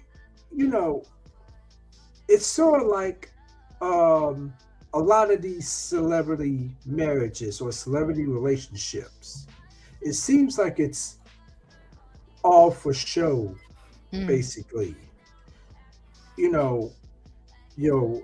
Megan Thee Stallion's supposed to marry Klay, but from what I'm seeing is, I don't think they were serious with each other. But that is nothing different from these celebrity relationships. And marriage itself, people get married for the wrong reason at times. It could be for money, it could be for clout, it could be for show, it could be for something else, except for what a marriage is supposed to be for, and which is for love and for procreation, for building a family. I mean, that's go ahead. I'm sorry, because I kind of want to ask, because I did say in an earlier segment about how accountability can be brought, because I do think love and accountability go hand in hand. But I think there's a matter of a grace that's supposed to come with it. And even being humbled, I don't necessarily see humility as a bad thing, but I feel like it can be weaponized. So do you feel like love and weaponized humility can live in the same household in the name of accountability? Now, that might have been confusing, but... Well, it is sort of confusing, but when you're talking about weaponizing something, you can take the word weaponizing out of marriage or out of relationships altogether. Now, two people, or at least one or two people, can take accountability for something, whether it is trial or even ending a relationship. But when you're talking about weaponizing something, that really distorts things to me. So that's really how I feel about it. So can I love you and want to humble you in the same place?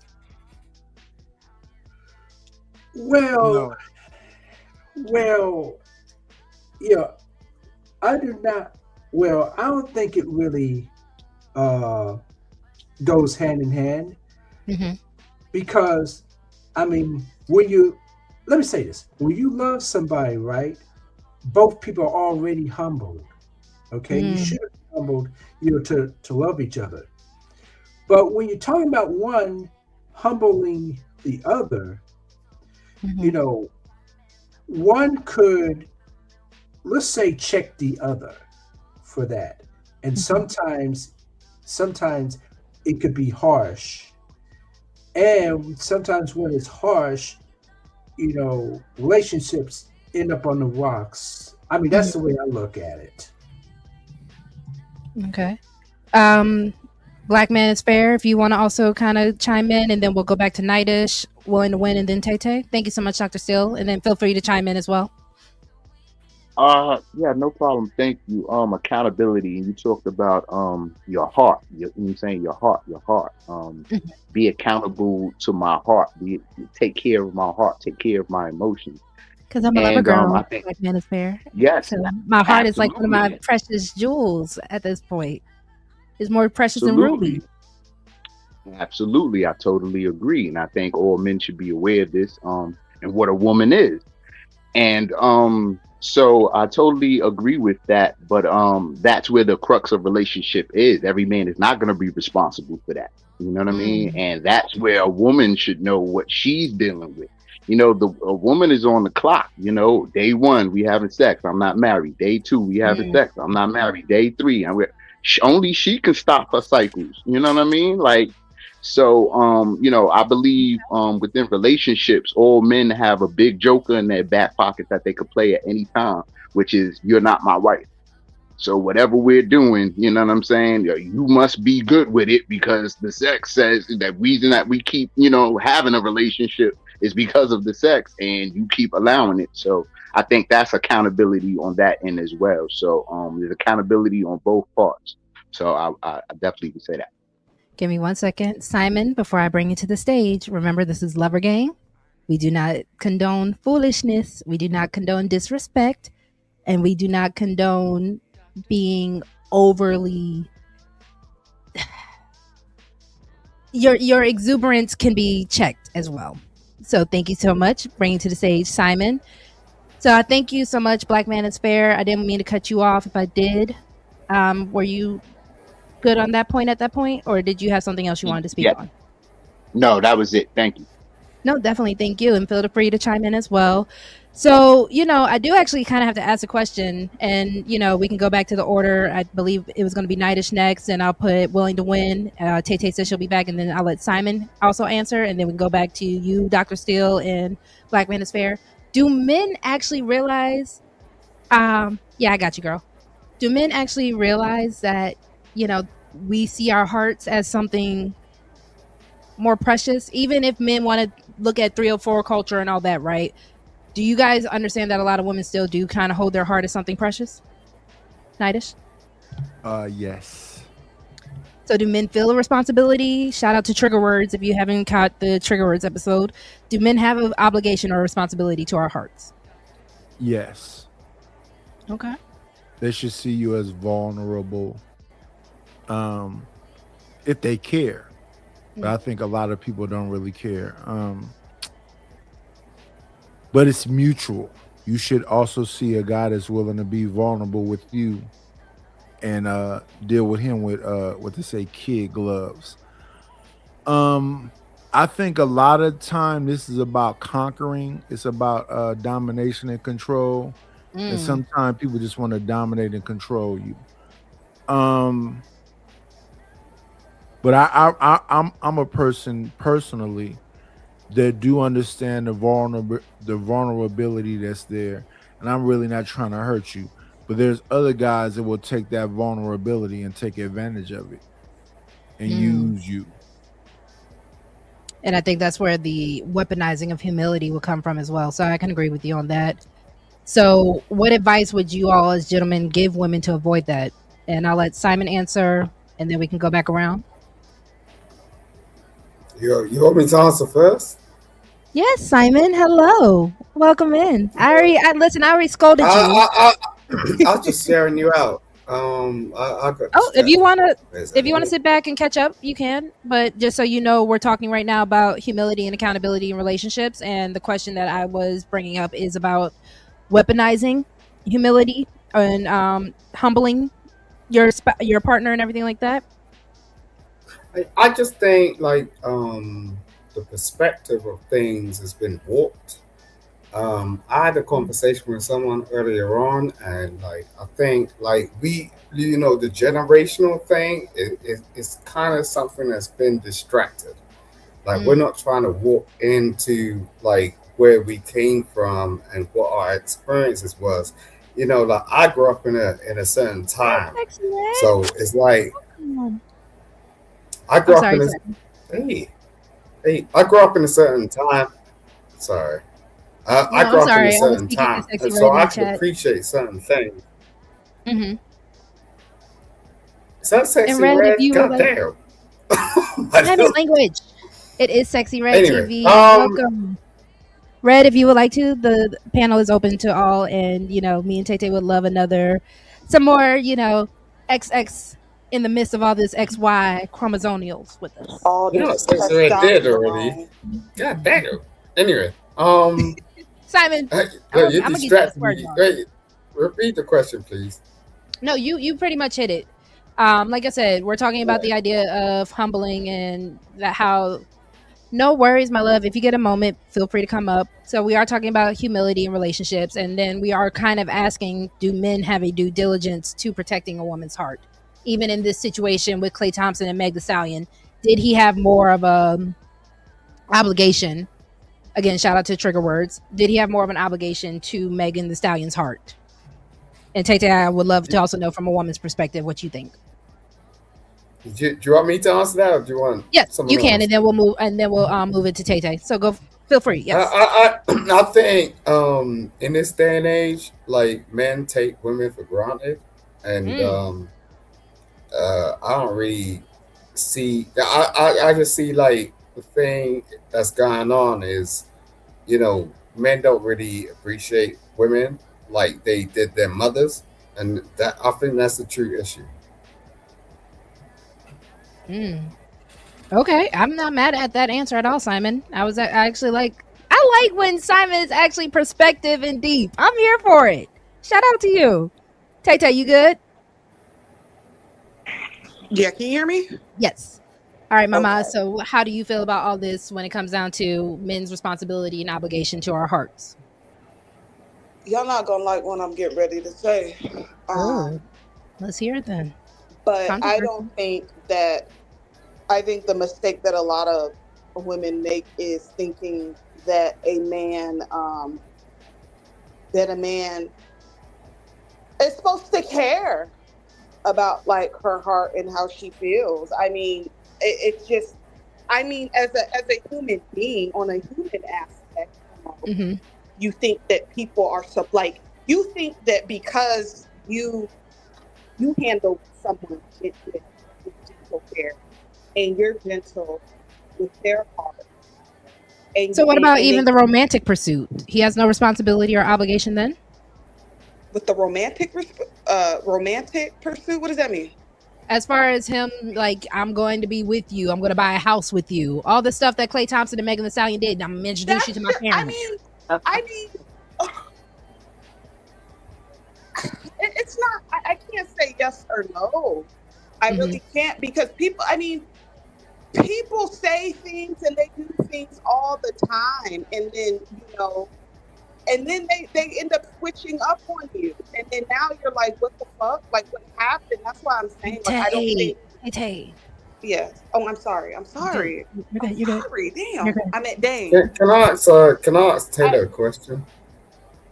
If Taylor feels comfortable. Okay, I was going to say, if Taylor allows it. Go ahead. She allows it. Can I ask Taylor a question? Yeah, go ahead. Why did you say that? Why did I say what I said? Mm-hmm. Because that's my opinion. You see that shit? Language, y'all. Okay. Listen, there you go cussing. I was going to say, Nidus, you were shaking your head, so I'm going to let you go ahead and get, cook real quick, and then we're going to play the video, and then y'all just tell me when to pause. Listen, if you care and you understand, you're going to take time and be measured with the way that you act. And if you really do have any feelings about that significant other person, you're not going to be dark and do all this weird stuff. You're going to be sensitive and compassionate and understanding. I should hope so. I should hope so, but unfortunately, that's not the reality. And I think where a lot of people go wrong is you think that just because your intentions are good or you handle somebody with gentle care, that they're supposed to do the same to you. That's not what happens. All right. Look. Taylor, let me tell you something about my ex-girlfriend. Oh, boy. She was in a dark space. And I couldn't help her. Because she chose to be in a dark space. And it wasn't really her fault. But then she started comparing me to every other man. And I was like, yo, I held you up for 10 years. Like, I ain't like any other man. But I had to divorce her based on the fact that she tried to compare me to any other man. The fact that you said that, Simon, it actually went back to a point that we were making earlier, because that was one of the complaints that the alleged source of Klay Thompson said Meg Thee Stallion kept bringing up the Tory Lanez situation and her trauma with him. Exactly. Okay. And especially when you're dealing with someone that's like, I don't claim to be a celebrity. Taylor, calm down. I ain't finished. Let me learn. Hold on. Hey, okay, hold on, guys. No, I'm not talking to you, Simon. Okay. I don't care who you're talking to. I'm just saying. Hey. No. You okay? I'm Caitlin. Listen. Please. Simon, relax. Please. I'm on pause right now, Caitlin, because I love you. I'm very proud of you. Thank you. Very proud of you. All I wanted, if I could just say something real quick. I think that as far as her bringing up the Tory Lanez situation, that was a big situation in her. That was very pivotal. Yes. Was that moment not? I don't even want to say traumatizing, but was it not something that did not affect her damn life? That did not affect her life. Yes, but in the same breath, a show or two back, when we had that conversation about men who are not financially stable and how that they should not really be dating like that, or at least pursuing something serious like that, we did also cover the fact that when women are not emotionally regulated, when women are not emotionally healed, especially from traumatizing situations, they probably should not be dating like that either, respectfully. You know what? You're right. We did cover that. We did. I could see then. Then, So, can I ask y'all a question? I don't like your questions. I know you don't like my question, but it's a question. I ain't been willing to win. Nidus, help. Black man is fair. Try to help. Dr. Steele, somebody, please. I ain't being rude. Like, I swear to God, I ain't. I'm just asking you a question.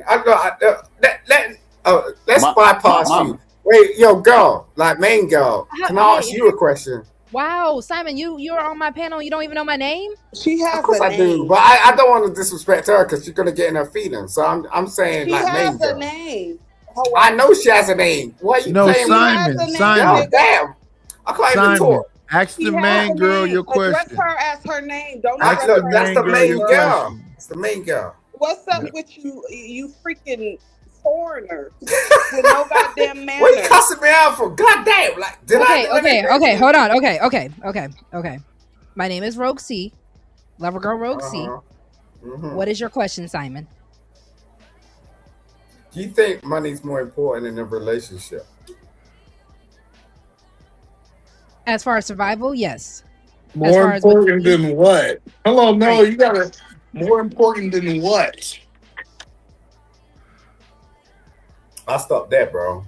You can do what the hell you want. Okay. Hold on, No, let's calm see- down. Let's calm See, down. this women don't fall for these traps. They ask y'all these half of questions. That's why Understand the hold on, question. E. Hold on. That's why Oh, I did yo, specify. E, stop. Okay, I know what you're doing. You're a married man. Simon. I was talking to my brother, Eda Man. Oh, all right, okay, cool. So E, that's why I went ahead and said as far as survival, right? Because I know what men are trying to say when it comes down to that question, and I'm always going to bring up my Anthony Hamilton example because that is my favorite one. So we're not worried about the groceries and what we're gonna eat. We could just fill up on love, right? So that's always going to be my answer when a man asks me that basic ass question about relationships and money.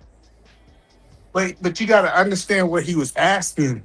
He said the reason he stopped because he didn't even know what he was asking.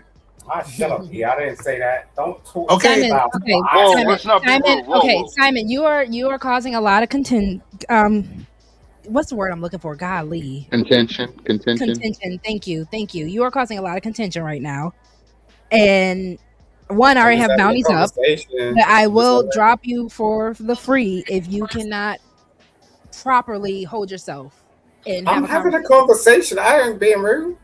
You can't turn around. Look, a dude like E. Look, don't be wrong. Look, I know he's your friend, but I'm just saying, like a dude like E, he can't compare to me. He don't know what the hell he's talking about. So Tommy, did you ask that? Why you interrupting me for?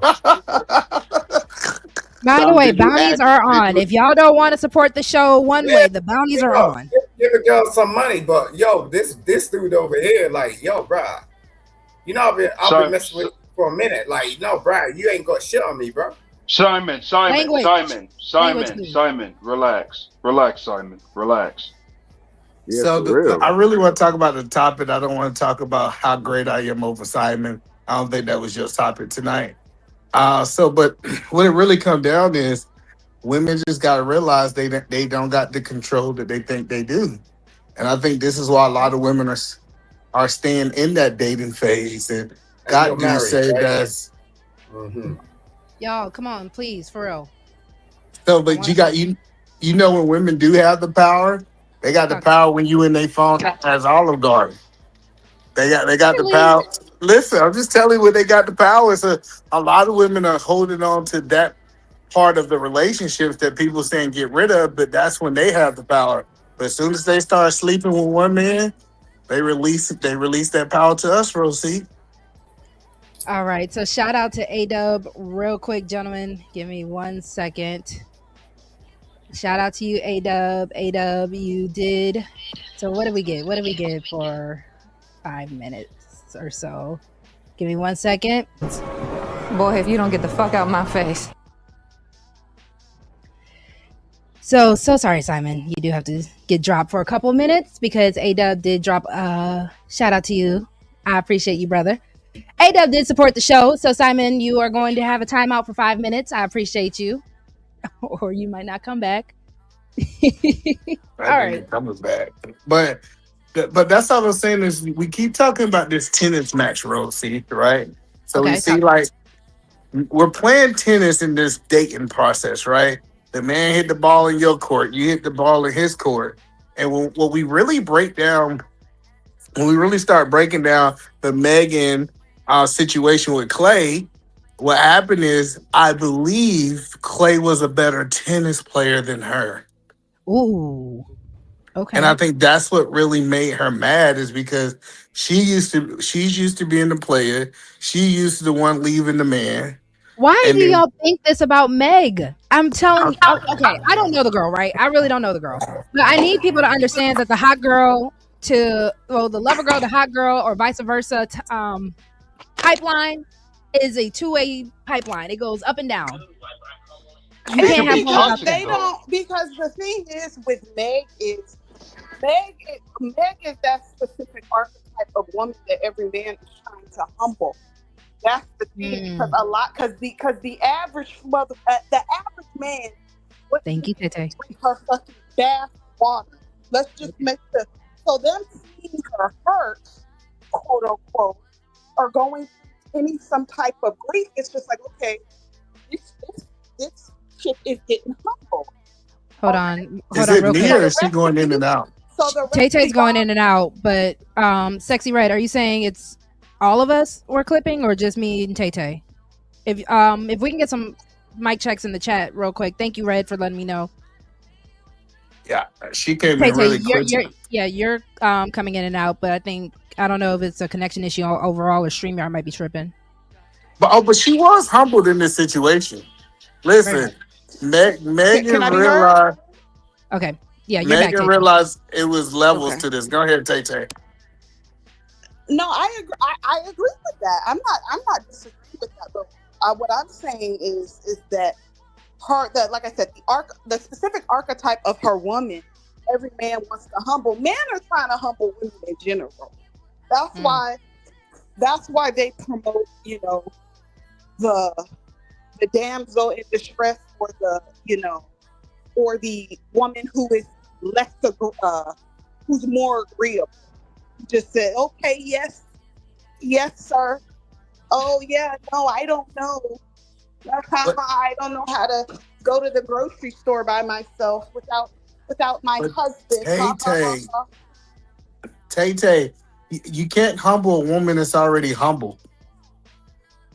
So like we have to talk to this conversation. You keep saying men are trying to humble what? They're trying to humble women that are not humble. Because if you already humble, it doesn't even make sense for him to humble you. It'll fall on dead ears. So Keels is Or is she saying saying nobody looked at humble like, Meg. or she said, Sorry, 1 second. So Keels is saying nobody looked at Meg like she's Maya or the old school 90s it factor. Stop it, Tay Tay. So, okay, I hate to do this, but I'm not going to put Maya out there because Maya has already said that she is voluntarily celibate, right? But even the women like Nia Long, right? The, epitome of 90s beauty. The fact that Nia Long is even saying that she has to have NDAs for the YNs that she is Who hooking up is with. that? You can't hear that? I can hear it. Hold on. Somebody background. I think it's Tay Tay. No, it's not Tay Tay. Yeah, okay. I think when we even look at the epitome of beauty, Nia Long is even having kills with having YN sign NDAs. And again, these are all choices that these women are making and that these women are wanting. I even saw a video that was talking about Tracy Ellis Ross, who was beautiful in the 2000s, who is still beautiful now. I don't know if, and it kind of still goes back to what Rue and Edaman and all the men were originally agreeing with, the fact that men control the trajectory of the relationship. So I don't even think you guys can really go against Tay Tay's points because at the end of the day, you guys are the ones who are controlling it. So even if you get the Nia Long, if you get the Mayas, if you get the Megan Thee Stallions, I feel like a lot of men are still treating all these women the same way because even the housewife is still dealing with a cheating husband. No, see, that's what you messed up at, right? In your whole layout to me. Talk See, to me. Megan had the option to go after men that would treat her and worship the ground that she work on, that she walk on. But she's not attracted to those men because those men don't make enough money. So I'm telling you, what we really got to start talking about is women. Y'all don't have to be with a broke person, but Okay. it's okay if it should be a level that he's okay if he make more money than you. So say for example, If she if makes more you money than him or if he makes more. yes, No, if Okay. if she make more money than him, so Okay. I'm not telling women to go out and get with a dude making 30,000 because we understand that cannot. But if you making 1,300,000 and you got a man that's making 125,000, it should be a floor that we can say, okay, I still can take this man. He don't have to be making as much money. But I don't think women can think that way. So let's be real about that real quick, E, and then I'm going to go back to the video. Unless I know Willing to Win is willing, and Dr. Steele, you guys have been quiet, and then Black Man is Fair. So I'm going to let you all get a chance as well before we start the video, because I know you guys have been quiet and patient, and I appreciate that. The issue I have with this, right, because we're going to talk about the whole humbling factor in relationships, because I did bring that up with the whole power dynamics and the fact that people can have issues with that concept of power. A lot of men don't do well when they don't make as much or more than their woman. And I think a lot of men feel that it's humbling to a negative way or being weaponized against them when a woman makes more money than them. And you guys, they No, do. well, yes, heard hello, so so yes. many men talking about how emasculating it is when a woman makes more money. Yeah. I guess that's them. And I'm agree that there's men out there like that. But I'm hoping my wife's starting a business. Please make me a stay-at-home dad. I'm gonna wash these dishes, Rosie. I'm gonna play with these kids. I'm gonna be recess dad. Listen, I'm hoping that Try Chrome, Tay. Don't use the app. The StreamYard app is terrible, but try the Chrome if you have it on your iPhone. Wouldn't it be crazy if a husband is rooting that his woman don't win? Like, just think about it. Like, you can win up into my level of success.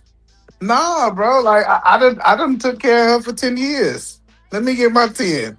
I know that's how the Rosie don't like that. But the point that I'm saying is, I think men need to find out what is the best capacity that they can serve their family. And I'm talking about rich women. I'm not talking about women that's barely making it. You gotta understand, at some point, the money don't even matter no more. Ruth said, if the woman makes more money, she is now the man. That's his ego. That gotta play out. That gotta play out in her emasculation of him. According to societal standards, yes. I mean, but hold on, because I like what Black Man is Fair. Was that Black Man is Fair talking? Yeah. I like what he's saying. So pretty much, she has to prove to him that she's either going to emasculate him or not. For the most part, that's what I'm getting from you, Black Man is Fair. Absolutely. So women are not inherently going to emasculate the man just because she makes more money. No, they don't inherently do that. No, they don't. Yeah. That's a choice she makes if she sees him slipping in masculinity or if she holds money over him. Okay. So, you know what I'm saying, Rosie? They just hustling backwards. You know what's gonna happen if my wife business pop off? I'm gonna get my ass in the gym. I'm gonna start. I gotta give her something to look at. Listen, I gotta go get that 6-pack again. I got when she come home, I'm gonna have that. I'm gonna be glistening. I'm gonna have it just body glistening once she get home. I want her to just see the sweat. Listening. My thing about money is he ain't trying to get left. And then I'm trying to play my role. And listen, I'll go give her the best sex of her life. She go get it. Listen, there we go. I'm gonna make sure I'm doing my role. Listen, men just gotta make sure they playing the role. You can't be giving her no. How we roll. We roll. Yeah, I can't be giving her no leftover dick and she been working all day. Nah. Yeah. She can't get no leftovers. Your mouth, young man. Where's the soap? I'm gonna get a bar of dial soap because y'all wilding. I'm just telling you, like, the problem is the men think that they still can be in a relationship when they was making money. Now that she's making money, you gotta show her that you're an asset now. That's all I'm saying. Yes, but I do feel men without purpose and men without doing something besides just going to the gym, you guys don't really have anything that you can really give a woman respectfully. Yeah, watch what you see me with these kids. Watch what you go see these kids. You go see my kids on the Olympics. Nigga, we going. Listen, I'm going to my kids. If you gonna go the Joe Jackson and the King Richard route, that's still part of you doing something and being in your purpose, right? I'm gonna do something. That's what I'm saying. Listen. I'm just not beard. I've been working ever since I was 13 years old. I don't know how to just sit still. I'm not gonna just sit still and do nothing. But Right. what I'm gonna do is she gonna come home to a clean house. She gonna come home to dinner made. She gonna come home to the kids after they done worked out and So I'm she gets to be Stephen A. Smith. If y'all remember the "Are y'all really that hungry?" video, where Stephen A. Smith was talking about, I don't smell something cooking. So does that not kind of put her absolutely. in the man's role? Listen, she get the cook. See, listen, this is all I'm saying. It's not about man, it's about serving the provider. The provider always supposed to be served. And it don't matter about gender. This is what people don't understand. It's not that I'm a man, I want to be served. I am the provider of the whole house. I want to be served. I don't want to be the provider of the whole house. I am a woman. I don't want. That's why But I you can't Well, stand what listen, you're saying. I mean, I don't want to be at the mercy of no man either, me personally. That's So fine, but I'm not trying to be the provider. Again, these are masculine traits, and then when these are it's that's not. it. well, It is. see, It is. I don't see me Why are you personally. with me? I This thought is I was where me providing the love. this is where me and Rogue we differ in a lot of ways because me personally, the whole gender role thing, like I'm very unconventional. I'm a very unconventional gal. So I don't, I cook Monday through Wednesday and you cook Thursday, Thursday through Saturday. And then Sunday we can go out to eat, Or So the fact that you even just reduced the role back down to cooking, what well, I'm no, I'm saying, just giving an example. but the reason why I'm putting a hard stop on what the idea of gender roles are. So Tay, when you make Yes. more money than the male counterpart in your household, right? If something goes in your house at night, are you getting up and are you going to be the one that's going to be like, I'm going to go check it out? No. Babe, hold on. Eat a man, baby. Eat a man. You stay in bed. E. I'm going to go check it out. See, why you That's the when extreme. you give it that? See, you don't give it that example though. That's too extreme. I'm just saying, if you okay with being hold on, if you are okay with being the provider, no, I'm not saying that. No, yeah, little lady, Rose, he's no. full of it. You Ma'am, full of I it, am a year Rose. older. Hold on, real quick. Hold on. You How full do of I it, put, girl. hold on? How do I put me and Tay in the box real quick? Because I need Tay to understand, Miss Ma'am, you and I are. I'm a year older than you. Hold on, let me grab this girl. How do I do the box? Who knows StreamYard like that, dog? There you go. Y'all beside each other. Now put it in the box. All you gotta do is select the layout. I'm trying. I can't find the layout. Y'all, ooh, Tay, you lucky. Talk about some little lady. Ooh. Hold on, ma'am. No, So I'm not saying that I'm okay with being the provider. Like I think people need to. I think people need to get to understand that we are in 2020 motherfucking. Excuse me. I'm sorry. Get her. We are in 2026. Okay. Get her. Yes. We are in 2026. These houses are freaking double the price of what they are worth. The average mortgage is like 20, depending on where you live, is almost $3,000 a freaking month. Nobody, listen, unless you are with someone who, who owns a construction company or a CEO somewhere, you are not sitting at home painting your damn nails. No one's hold on. Because your the same way hair. you want the same way you wanted to say I'm doing the extreme. But the whole point is no one's saying that's the case. We know that no one is really just being a housewife or a house husband like that. But there is a certain capacity that men are built for, respectfully, biologically speaking. But I don't even think they're built for that shit. Excuse me. Yeah, I don't think that they are even built for that. I think that they were socialized. These dudes are burning out. Yeah. Caitlin, are you on TikTok? Them crying about 9 to 5s. They are burnt out, working 50 to 60 to 70 hours a week. People are burning out. But that goes both ways. And that's not a gender role problem. That is a societal problem. But again, these are also the same people that don't want to get up and go vote and get these low-key fascists out of office. But that's neither here nor there. But you said because that, again, you hold said on. men. But I'm saying men because respectfully, there is a purpose to gender roles. As much as people want to go against it, hold on. They're not built for it. Even the system, they're crumbling under patriarchy. They're not. Thriving. Hold on. That is a societal issue. They are not thriving. Again, we are society. That is a societal. Hold on. That is a societal issue because again, when the living wage is not also matching the actual pay wage, that is because of who we are putting in office. Point blank. Period. No. When your granddad, yes, that is. I promise.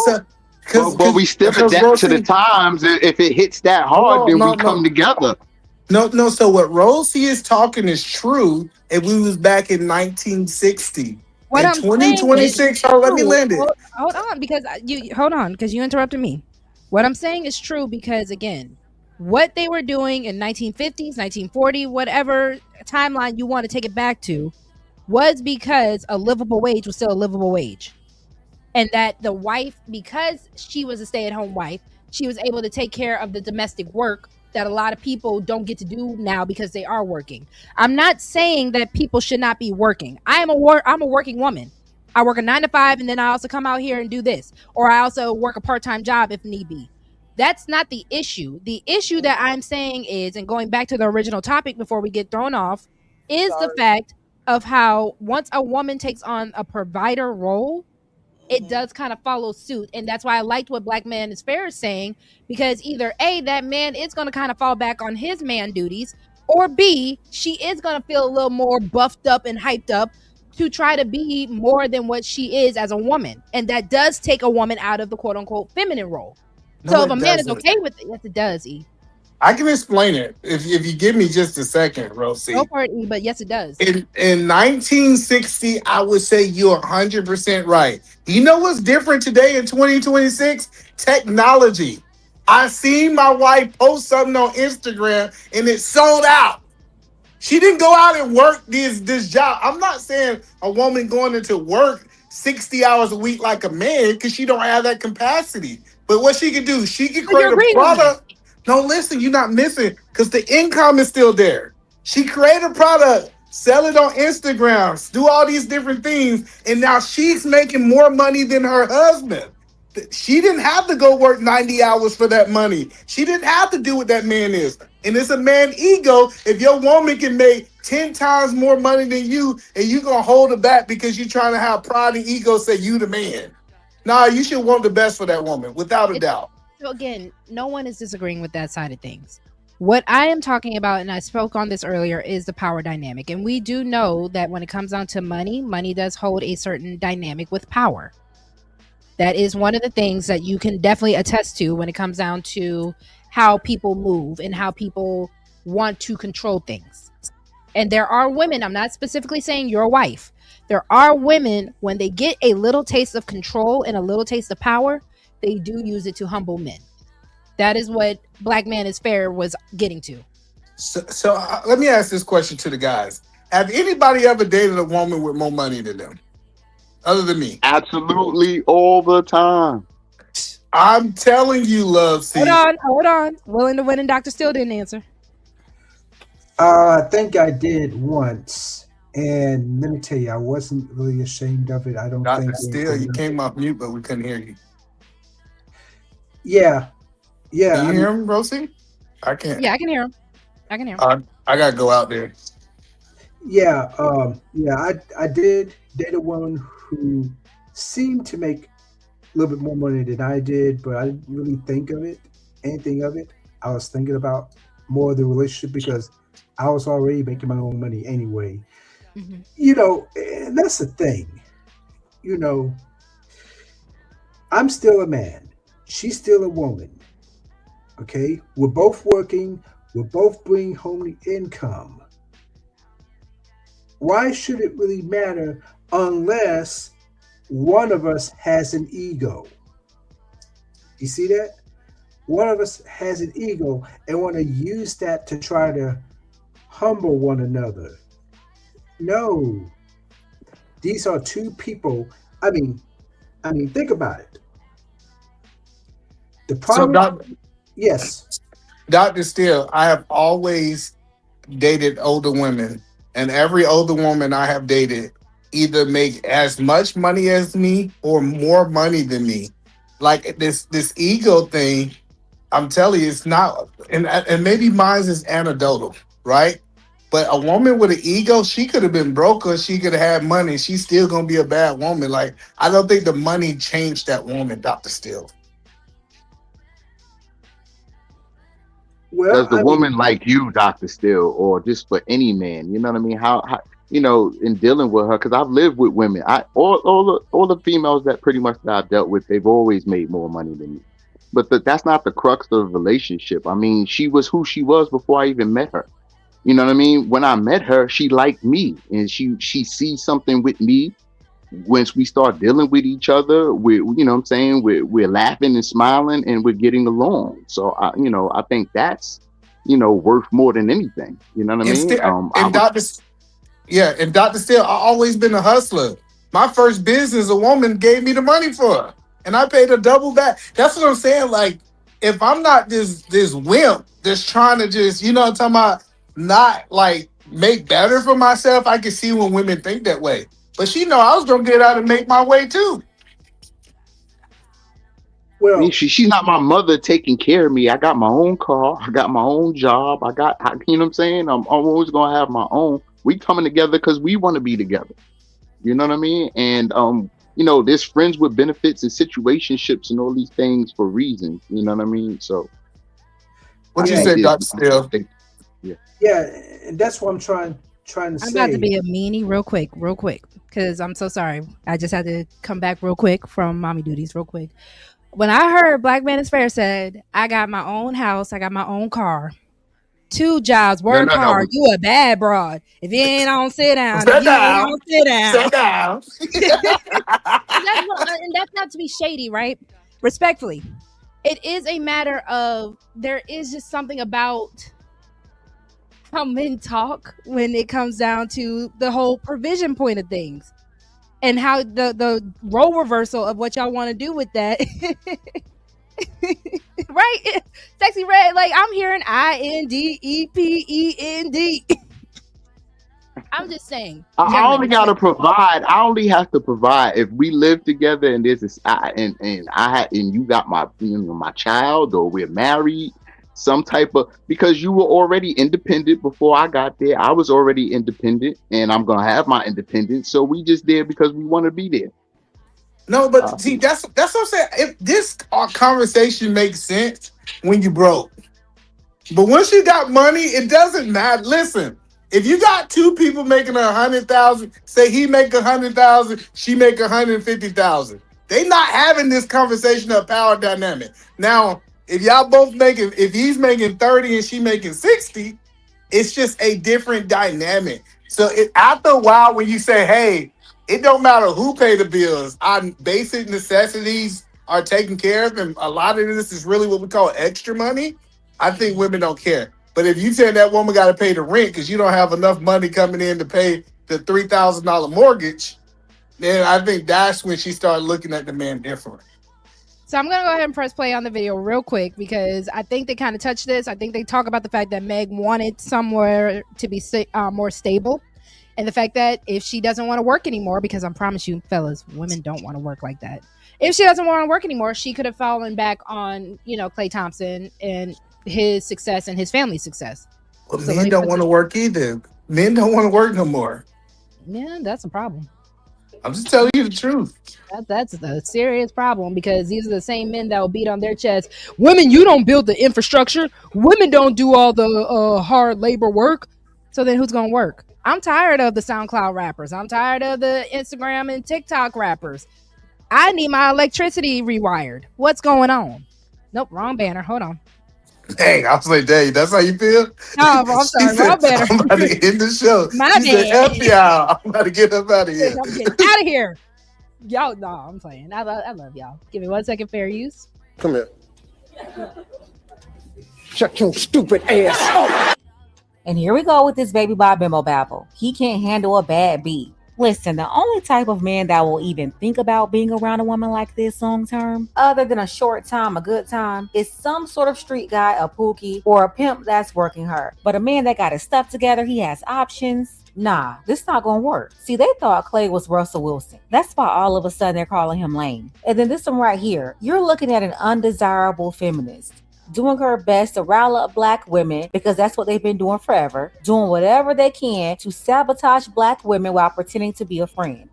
Men of means, men that got themselves together, don't want women like her. So what do? Trauma bond with other women just like her and gather together to sabotage women who are desirable or at least 1 or 2 tweaks away from being able to get what they actually want. So they go around saying stupid stuff like this, really pandering to women and trying to recruit more souls. The first thing an undesirable woman is going to do to a desirable man is shame him because she could never have him.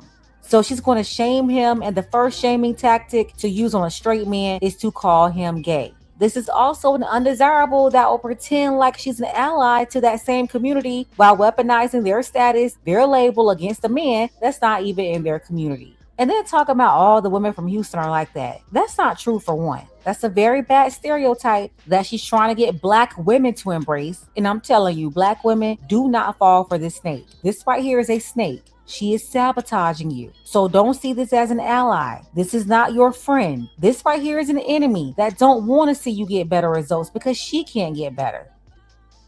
Klay Thompson didn't fumble the bag. Klay Thompson dodged the bullet. Klay Thompson dodged the bullet. Yes, Meg Thee Stallion is beautiful. Her body is just, my God, ridiculous. But she's a baddie. She's a hood rat. And I don't care how much she dresses up. I don't care how much the dress costs. She's a baddie. And men with money, attractive men, men with options, they don't want baddies. They want wives. That's not the representation of you. You don't. He just lied. I was gonna ask. So, do men with status? Y'all want? He lied. He lied. Listen, Trey. He only want baddies. Every woman he been with was just a baddie. Literally, that's why I was saying it's like I can't be mad at Clay because he have a history of doing this. Mm-hmm. Megan wasn't the first girl that does it. She was just the first famous girl that had a platform to tell her experience. Mm-hmm. And she knew it. I think a lot of men don't know what to do with a baddie once they get one, though. Respectfully. But I think that is why Clay has such a history of doing what he does with women, because I don't think he actually knows what to do with a baddie besides sleep with her.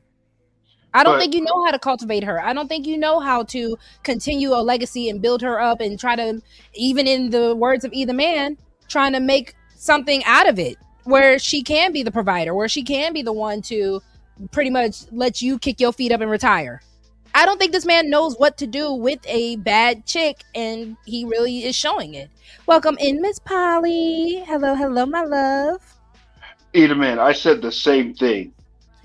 Oh, wow, willing to win. That's how you gonna do me? Oh, I'm sorry. Go ahead. That's how you gonna do me? I'm sorry. I apologize. Go ahead. Go ahead. No, you're good. I'm sorry. My bad. But Edelman, I said the same thing. Klay Thompson has a history with good-looking women, but don't know what to do with them. So it's just like he has a history of that, and now with this Klay Thompson and Meg Thee Stallion thing. It just goes that men like Klay Thompson just don't know what to do with good-looking women. So that is crazy. I think he knew exactly what he did with it. Exactly. I'm like, is Klay Thompson a player or just a guy who attracts women and just fumbles all of them? I think he just hold on. I don't really think he's a player like that either, though. I really don't. You don't know him. I mean, you don't either. We don't know. None of us know him. So I bet you don't know his past history. Let me say that. But again, he does have a past history. Hold on. Because even if he wants to use an excuse for every woman's not loud and ghetto. Coco Jones is not a loud and ghetto girly. So that's why she got a man. Exactly. Well, hold on. One, getting a man is a very easy thing to do. Now, if you want to talk about the type of man that Coco got, then yes, we can go deeper into that. But two, What is the excuse for every woman? I don't think you're a player at that point because eventually you have to show that you can actually do something. I think you are a lame person who does not know what to do with a baddie because not one time you have an excuse for all these women, and that's why you're playing the field. The field. That's not what he I said. don't think. I He don't said think he Clay. said he don't want to get married. He want to have fun. This is That's what not. Clay Hold said. on. Hold on. That's not That's true. playing. Because That's one, playing. but that's playing without actually knowing the rules to the game. Klay Thompson comes from a 2-parent household. Eventually, this catches up with all men. Right now, you can say it's because Klay is at the peak of his career, even though I think they said he's starting to kind of fall off at this point. He thinks he's looking good. He got the notoriety and the attention, like Ina Man was saying. So he's thinking that he has options. And that is what my issue is with modern dating. We have this illusion. It is just a straight illusion of all these options that we have. And the No, he same really way, got options. He really got options. Even when he retired, listen. Okay, hold on. The fact that men think he has options just because he can play the game for a longer time is not what makes having options really even worth a damn. The whole point of having that's not true. That is what's true. Okay, gentlemen. The fact that Options is what's available to you, isn't it? The fact that you can have water in a world that is majority water, is all that water drinkable water? If I want to drink it and it's available to me, I believe so. I mean, Okay. So you guys can drink the Dasani. You guys can drink the toilet water. That's what I'm hearing. No. And we'll let our systems figure it out, and we'll pop a pill. No, you don't get to do all that. You don't get to do all that. Y'all have options of water. You can drink the rainwater. You can drink the salt water. That's the options that y'all are having. We want to try. We want to taste them all. No, hold on. What you're not realizing is, and when you get Thompson, sick, that's on you. Klay Thompson doesn't have an income requirement for his women, so he got more women to choose from. Right. I'm telling you, when he retired and worth $85 million, and he said, "Hey, I'm ready to settle down," it's going to be a whole bunch of options for him to choose from, and I think it's going to be good. There's going to be toilet water. There's going to be Dasani water. It's going to be Fiji water. It's going to be Fiji. It's going to be, I'm telling y'all, like this. So you want to know the beautiful thing that I really honor about LeBron James? And let's say LeBron James isn't the perfect man and he has the philandering. He has the philandering reputation that they try to put on him. That man said, I'm going to get my Fiji water and I'm going to go ahead and lock it down regardless. Because y'all need but he's different. My water. You talking about two different? Hold on. You talking about two different men, right? All I know is that man has a woman who is cultivated, and that woman has businesses the way that y'all say y'all want to do and have. Savannah good. But you still don't understand. At the end of Klay's career, when he retired, if he decided that he want the Fiji water, I promise you, Rose sees a woman gonna be there signing up. Just so because let's find out in 10 years, E. I'm gonna mark this day, and in 10 years, we're gonna find out. And I'm gonna say, you better send me like some cupcakes or something because I was right. And I send you a cash app. When we see the Kardashian woman that Klay Thompson ends up marrying, we will see. And I don't think he will. We know that Kanye. Listen, we know Kanye had a mental illness now. That's why he got with a Kardashian woman. Nobody in their right mind. Tristan too? Yeah. All of them had mental illness. Listen, we know he just got knocked out in a ring. Listen, he got problems. The only one that I will give you is OJ Simpson. Outside of that, I can't give you nothing else. You don't think Ray J have issues? You must say watch Ray J lately. Wasn't Reggie Bush with one of them? Yeah, that ended his career. Okay. So when Klay Thompson ends up marrying a Kardashian, because they'll pop out another one will come out soon. No, but you gotta understand, it's women like the women that's doing this video that I think good women is gonna blame the woman and give him the benefit of the doubt when he's ready to settle down. Listen, Rosie, I'm not telling you something I think. I'm telling you something I know. As a man, we can do what we want to, and then since we control access to the relationships, when we decide that we're ready to get in a relationship, I know it might be a double standard, We typically It's have a really good not. girl waiting It's there. really not. Because even Shaquille O'Neal, what's his dating pool looking like? Just because he's got young 20-year-olds, that's the point y'all want to give him? Is Shaquille happy? No, Is Shaquille settled no, down? Hold Is on, no, Shannon but Sharp settled down and happy? you think? Hold on, Hey, you think? listen, I'm not a Hold, sports girl like that, but we can play this game if y'all hold want on, to. hold on. I just want to make sure I hear this. You think that if Shaquille O'Neal wanted to be married, he couldn't find a woman to marry? Okay. Again, there is the He world said is he don't want to get married. hold on. The world is 70% water. And if you think all that water is drinkable, good luck. I'm telling you, he's gonna get a nice cold glass of Fiji.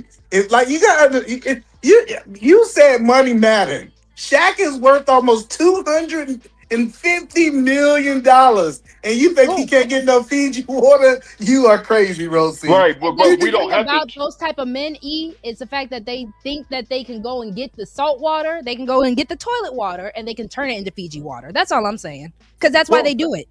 Well, But Shaq we don't. wife was Fiji water. He left her. But we don't have to always drink the toilet water. That's the thing. We could always drink the Fiji water in it. And the Stephen Regardless, Currys and the LeBrons, they did. They got their Fiji. They got their core of water. They got course. their smart water. Whatever favorite water brand you might have, they got theirs. Why do you They think didn't have Fiji? to wait until retirement. I said, why do you think Fiji water expires? It's not about it. Okay. It's not about it expiring. The whole point about Fiji water, right? And what makes it so expensive is where it comes from. It's glacier water. It is one of the most purified waters. The fact that you men think that you guys are going to get such pure water at all times, especially when you want to play this waiting game, because that is the same thing that y'all tell women that we play this waiting game, and that's why we quote unquote do expire. So the same situation happens for the men. That is why a Kanye West ends up with what he ends up with. That is why, especially these celebrity men, these men who are clout chasing, these men who really have no moral or no background in actually being good men. Klay Thompson's not going to get Fiji water. Point blank, period. His soul isn't right for it. A Fiji water will smell that a mile away. And she will. I don't think so. Okay. I think Klay Thompson, he gonna be getting to the church. He gonna sit on the front row for about No, it's 6 not. months. He's not. I'm He's telling not. you. He's No, not. it's And the not. fact that you as a Christian man are really trying to sit here and tell me that, I'm a little insulted, because the fact that you know that Klay Thompson's whole system, and how does Sharon and Brownsville be saying it? Their whole system is just not even calibrated correctly. Klay Thompson is not a calibrated man. Klay Thompson does not understand what manhood is.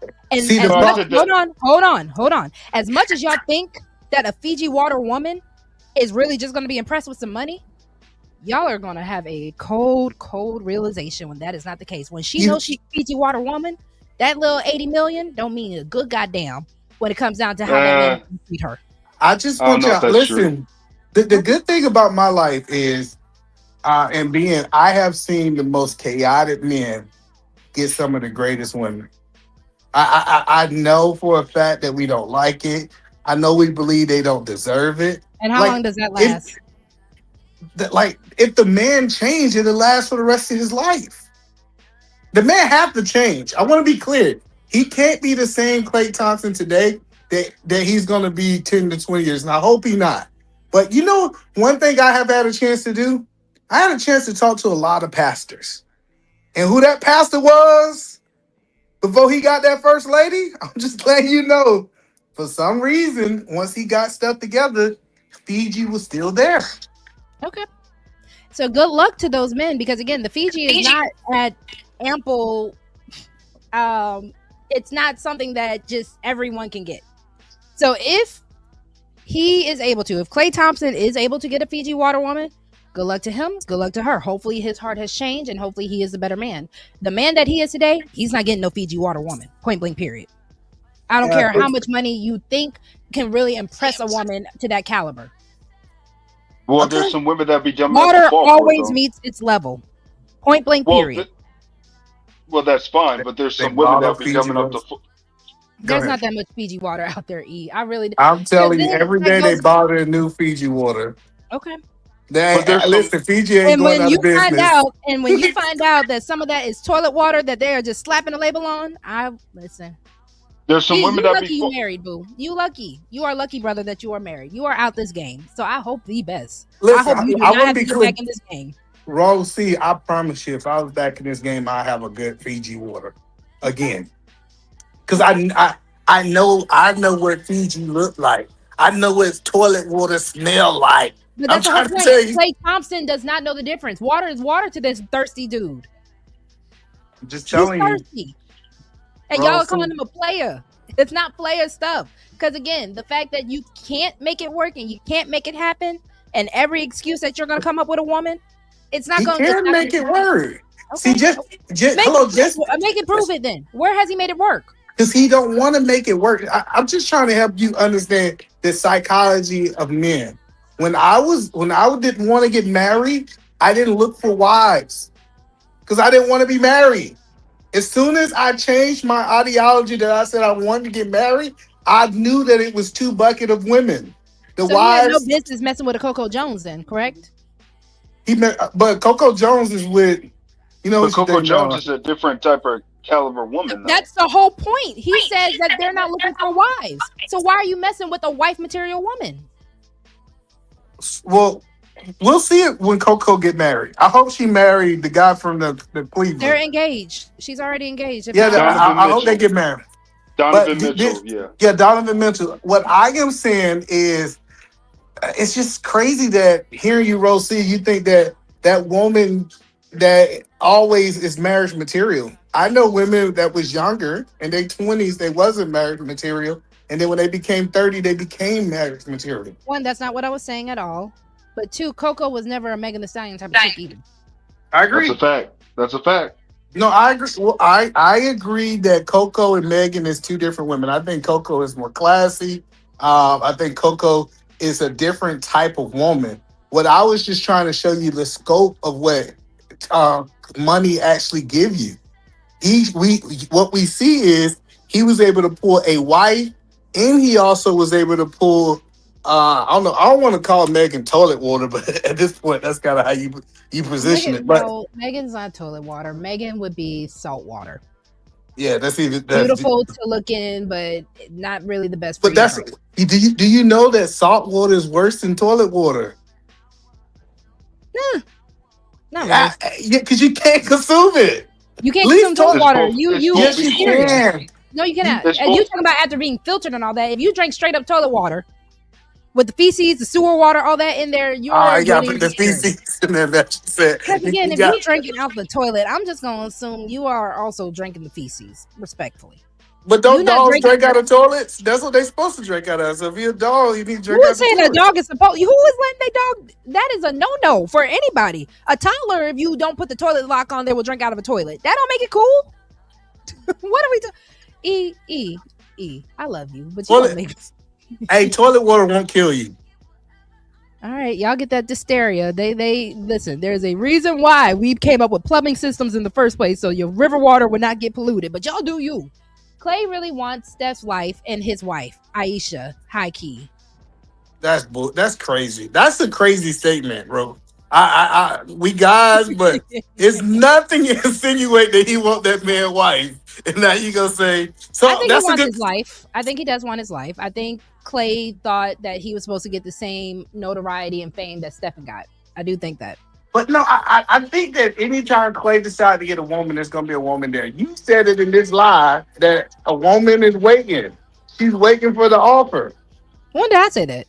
You said there's always earlier, a woman waiting. Hello, yes. No, let's say you said if P. Diddy would have married Miami, she would have been there. And you went down this list of people that women are sitting there waiting.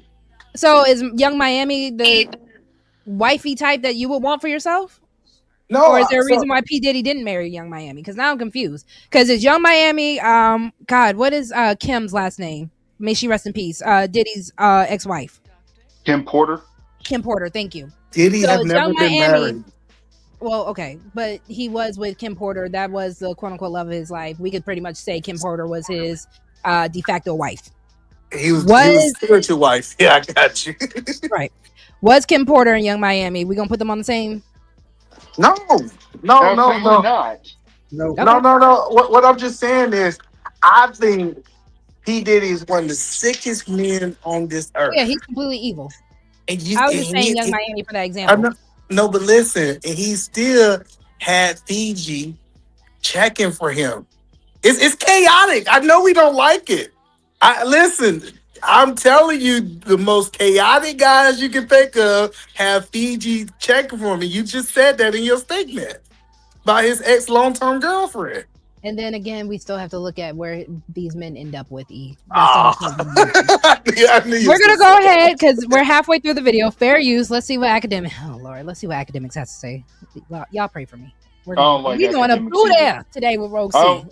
don't like academics either. So That's why his beard look like. Listen, he don't put no moisturizer on his beard. That beard is dusty. Did you That see beard him is interview? patchy. Did you see him interview 50 Cent baby mama? No, because I try not to have to watch this man. Listen, bad hygiene is not cute, gentlemen. Just please take care of yourselves.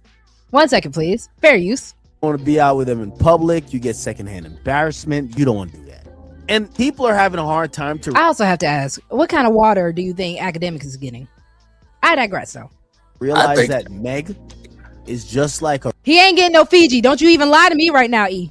I think he's getting the worst type of water. He might be getting something worse than sewer. He might get swamp water. I ain't gonna lie. But I saw him do it that interview. Like I don't know this exception of men wanting women that been ran through by people you know. Y'all saying Cassie was Dasani?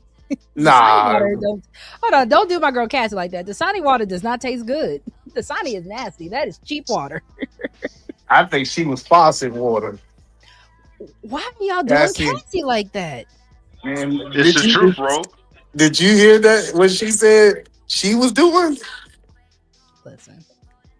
Listen. Cassie ain't that. Cassie was young and inexperienced. Why can't we say you Clay go was making the- excuses. See, there go Clay. Clay is a When he had grown- Coco, hold on. when he had Coco, Clay is a he was grown young. man, E. You are not about to do all this.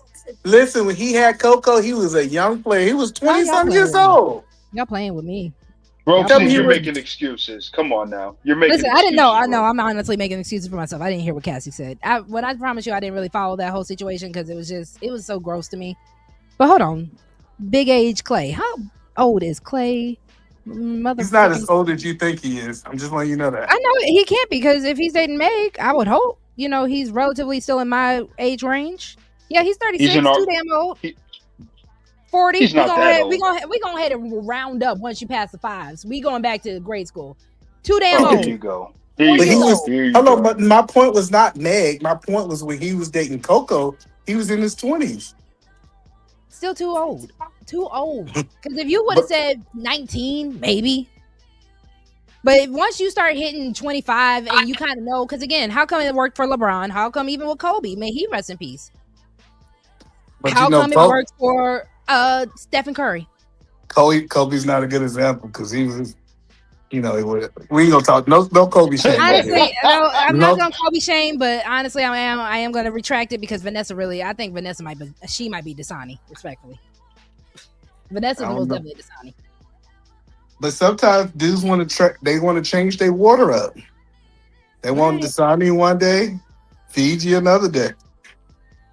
Okay. Fair use. So Random scally Go ahead. I'm sorry. No, go ahead. My bad.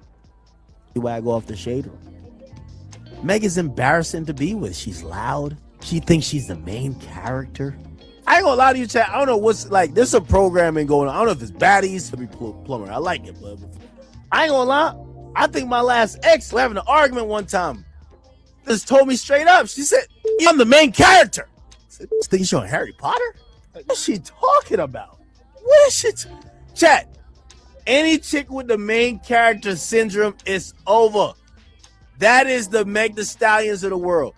So you had a lot of women thinking that is the W strategy. And I'm actually glad, I don't care how this got leaked, that Clay is kind of order. She was loud, ghetto, masculine, a flyer. He didn't like none of those things about her. Because if you listen to some of these women, they get emboldened by the He didn't like any of these things about her, yet he went with it. He stayed with her. He committed to her by buying the house. He introduced her to his parents and family.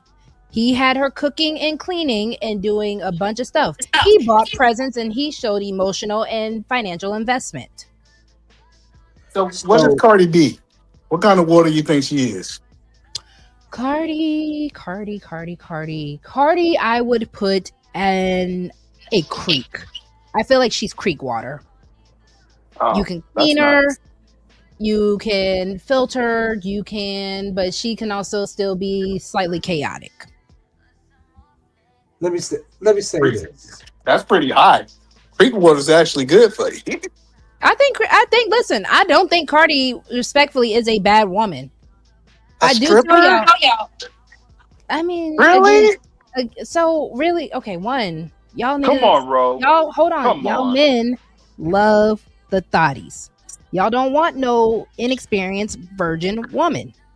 Cardi explained why she was a stripper, and Cardi said, "I have changed my life." Even when it comes down to her own children, she does talk about the fact that she does not even let her children really listen to her music like that. Now, what she does outside of that as an adult and what she wants other adults to consume, Cardi is shout out to Sexy Red. Sexy Red is calling Eat a Man a troll, but Cardi is a troll. Cardi enjoys making people kind of rage bait. She loves rage baiting people. So the reason why I am putting Cardi at a higher tier of water is because when she knows to clean up, she really does know to clean up. See, but you proving with what you telling us, it's a whole bunch of good water out there. If Cardi gets good water, Clay definitely go get some good water. Okay. Facts, Eat a Man. Facts. Again, if Clay actually changes his heart, I do agree. But the Clay Thompson that he is now, he's going to get the bottom of the barrel. But listen to what you're saying. Cardi B got married to Offset. If Offset can get creek water, Clay definitely can get. Like I said, I also water. said creek water can still make you sick. Creek water can still be chaotic. I said all that stuff. I didn't say she was the cleanest creek water. I just explained why she is creek water. Again, water always meets its level. So Cardi got Offset, Cardi got Stephon Diggs, and it's no beef with Barty Gang, please, because Barty Gang, listen, Cardi be watching these things, and Cardi, I love you, I do, but respectfully, where she is as a woman can always change. What you all stated, anyways, what you all even said with my water analogy, water can be filtered. I'm not disagreeing with that. I'm just saying Clay ain't looking for nothing outside. If Meg was too much for him, and if we could say Meg was. If y'all want to put Meg at Dasani, I don't think she's Dasani water. I think Meg is still trying to figure it out. I think Meg is fire water. I think Meg is just straight tequila, respectfully. Let me say you can't live off no tequila, so it was good that he got rid of it.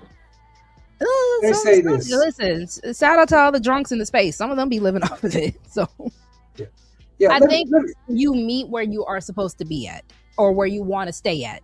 So until these women are also saying, because again, I did say this earlier, I do think there is a certain etiquette, a certain decorum that you are supposed to have as a woman when it comes down to outside of your work and persona. So if you are a stripper, if you are an entertainer, if you are a Megan Thee Stallion and you do twerk for a living, technically she's a rapper, but I'm just saying, if you are in these positions, you do have to separate your work life from your actual personal life. And again, I do need people to also understand Meg lost her parents. So that guidance factor and that advice factor is not there. Megan is not really, and she talks about this all the time, Megan has not really been surrounded by people who have her best interests at heart, respectfully.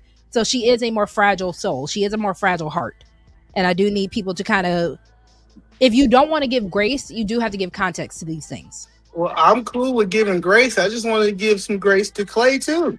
Man, Clay got everything literally fed to him with a silver spoon. Listen, y'all know I don't bash men. I don't hate men.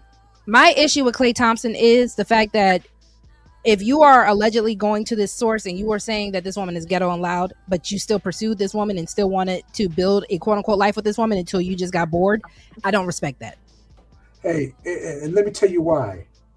It seems like Clay really has no masculine identity at all. He doesn't. No, wait a minute now. No, I'm letting you cut, please. That minute. was me playing the choir, the keyboard real quick. Go for it. Yeah, I mean, he has no masculine identity. He doesn't seem to understand what his standards are. He doesn't seem to understand who he is. He just, look at Meg Thee Stallion. He sees her body, but didn't see the whole woman. And I think some men has this problem. Okay, Tunnel they vision. only see that body or that sexuality. Okay, they don't see the whole woman. And also, one thing I've noticed from somebody like Clay, I don't think there's any vetting going on. Sexy Red, if you in the chat, girl, I need to borrow your bell. I need that little ding, ding, ding real quick because you cooking right now, Black Man is Fair. Or is that Dr. Steele? I didn't even get to. Yeah, Dr. Steele. But what I'm sorry, is Dr. Steele. Dr. Steele, what is tequila for? Having a good time. You don't use it to hydrate. So even in Rosie, what she was saying is she was not wifey material. But she wants to be. That's the whole point that I do have to give credit for Meg and what Dr. Steele is saying. Meg wants to be, respectfully. She wants to at least attempt to and try to. Now, without that guidance factor, like I said earlier, because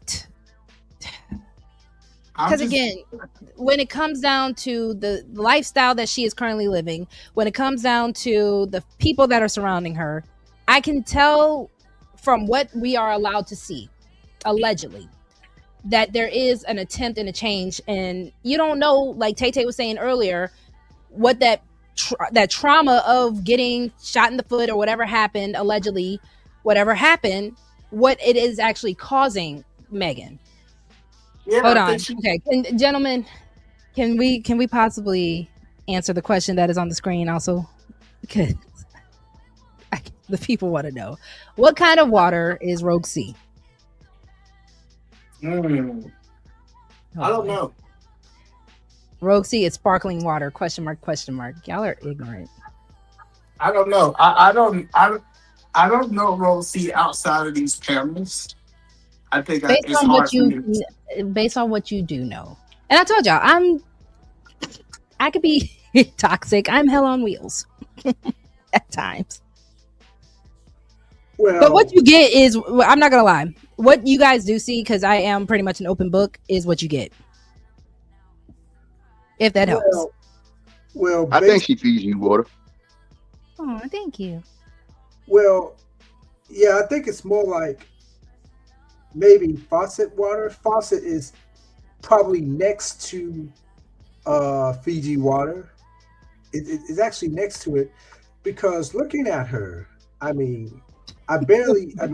seeing her all the time, I barely see any toxicity from Rogue. So yeah, I can be combative. I can be debatable. I talk too much. Yeah, so I would say faucet. So am I at least the faucet water when you were a kid and you would go up to the hose and get on a hot summer day? Am I that? Yeah, basically that. Yes. Okay. All right. Anyone else want to answer? Because I like sparkling water. I'm not gonna lie. So do I. I like sparkling water. I as long as I'm not LaCroix. I think you're a little bit better than. I think you're better than sparkling water. Better than faucet water. Well, no, sparkling water pretty decent. I would say. I don't want to be LaCroix. I would say like crystal water. I think you. I think that you're a filter. I just don't think you Fiji. Okay. So I say crystal water. I'll take that. Thank you, E. What were you saying, Willen? I think you're. Yeah, I have to agree with Eda. I have to agree with Dr. Steele and Eda, man. I think you're between faucet and crystal. What is the Bure? It's the water filter that you could either put on your Brita. Yeah, one of those that you can also buy the little pitchers for. I'll take that. Oh, I even say Arrowhead. You know, Arrowhead, it's not bad for you, but it got a taste. Is that the airplane water? Dang, I gotta have a taste. Well, that's what you're describing, feisty. You know what I'm saying? it's a taste to you. So Arrowhead, we'll go with Arrowhead. I can take Smart Water. I think Smart Water has a little taste to it. You got You got to have a little taste or something. A little taste, y'all are crazy. Fair use. Ari's and the Young Miami, and they're like, nah, I could talk any type of. No, stop it. So I just have to be honest. Clay is telling us what we all knew. Clay didn't want Meg like that. He truly did not want her to be anything but what he had said in his head for her to be. Whatever that was, that's what she was to him. He didn't want her like that. And if you really look when they were together in videos or together, he had that look. She was more into him than he was into her. And you could see it. When you go back, look, she was more into him than he was into her. Clay set out to get her. He wanted to know what that WAP did. That was the goal. Let me see what that WAP do. Let me see what that body yada yada yada do. Yeah, he wanted to conquer that WAP. He wanted to conquer that body yada yada. And when he did, he got what he wanted. He was done with him. Am I the only one that kind of wishes that Meg new song that's about to be released didn't have anything to do with her situation? I ain't hear the whole thing, but just from the piece of clip that has been released, she's saying men ain't ish, and all that being a housewife stuff is out the window. Things she was doing for Clay. So it's like, I wish she would have took another route. For a second. And we all Please, Rosie. Just because you cook and clean doesn't make you into a housewife. I agree with that. No, I agree with that because I even said that with when Tay was saying the whole cooking thing and gender roles. I agree. Like I said, there is this is based off of my background, based off of my upbringing. There is more to femininity than cooking and cleaning. There is more to being a housewife than the quote unquote stereotypical roles that you're supposed to do. There is a mental fortitude. Even if we wanted to take it to church for a minute, there is a mental fortitude that a Proverbs 31 woman does have. And the only reason why I am bringing it to the church is because I do like the description of how that woman is, because a lot of people do misconstrue the Proverbs 31 woman as a weak or timid or, pampered woman. And no, she's hardworking. The Proverbs 31 woman, respectfully, is the bad bee, in my opinion. She is the go-getter. She is the moneymaker. She is the beautiful woman. She's draped in rubies. She's draped in, the finest silk, the finest garments. And there is a certain etiquette that she does carry with herself, which is why I'm not mad at the fact of Klay Thompson saying that he believes that Meg Thee Stallion is too loud and too ghetto. It's just a matter of you didn't have to date her if you felt that way. You didn't have to do this in the capacity of trying to humble her, especially if you were not trying to upgrade her or change it or cultivate something new. I like what Ruth said. I like being watermelon. I think he thought it was a show. I could be, and I could see that. I like being watermelon. I'm refreshing. I'm good for you. I got some flavor to me. I like being watermelon. I could be a flavored water, strawberry, cucumber water. That's great. Watermelon. I don't think that's good because watermelon. I ain't got no GMOs. I'm all natural. I'm organic. Yeah. It depends. If you got diabetes, you don't need no watermelon. Listen, I heal people. Watermelon is supposed to heal you. If you got diabetes, it wasn't because you was eating a bunch of watermelon. Let's be honest. Eat a man. You weren't eating a bunch of watermelon to get diabetes. Diabetes. You weren't doing all that. I love you. Yeah, I agree. You're watermelon, Roxy. I agree. I agree with that. I'm gonna say you better. Y'all not gonna just leave me. Y'all not just gonna let E try to just say that watermelon is bad for you, dog. Don't listen to E, the man. You're watermelon. You try to tell me E, you don't be eating fruit, dog. Fruit is not. You're not a fruit connoisseur, E, the man. Oh, now E, the man wants to get quiet. Y'all see how this works? Y'all see the timing is always amazing. Fair use. And he dropped With the down. way she even came out exposing the breakup, that Meg Thee Stallion was going to run this play to promote new music. In fact, this was the Rock Nation plan the whole time. It was set up to be a win-win no matter what. If she was able to successfully trick him, then the play would have been to parade Meg around like a changed woman, clean her image up, and make her the new Martha Stewart. And if the relationship didn't work, they will use the breakup to galvanize her fans to support her. Because Meg doesn't have real fans. Her support always comes in the form of defending her against somebody else. So they knew in a breakup situation, Clay will be the new villain and use that to get another round of this music circus for the Horse and Pony show. And yet, so I did want to also bring that up because I do want to be fair. As much as I was digging on Klay Thompson, right? I do want to be fair, gentlemen. I do believe that there is a humbling factor on the men's side as well. And that's why I even brought that up earlier about him being part of the alphabet community because he didn't want to be with Meg.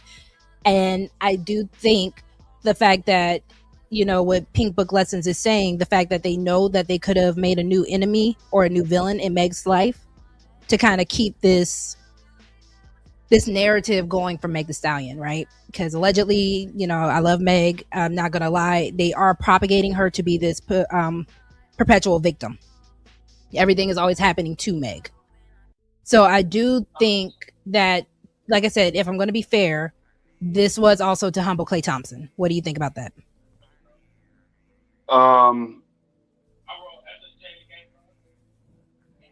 Yeah, but at the same time, I don't think nobody won out of this situation. If I'm going to be real, I think they both.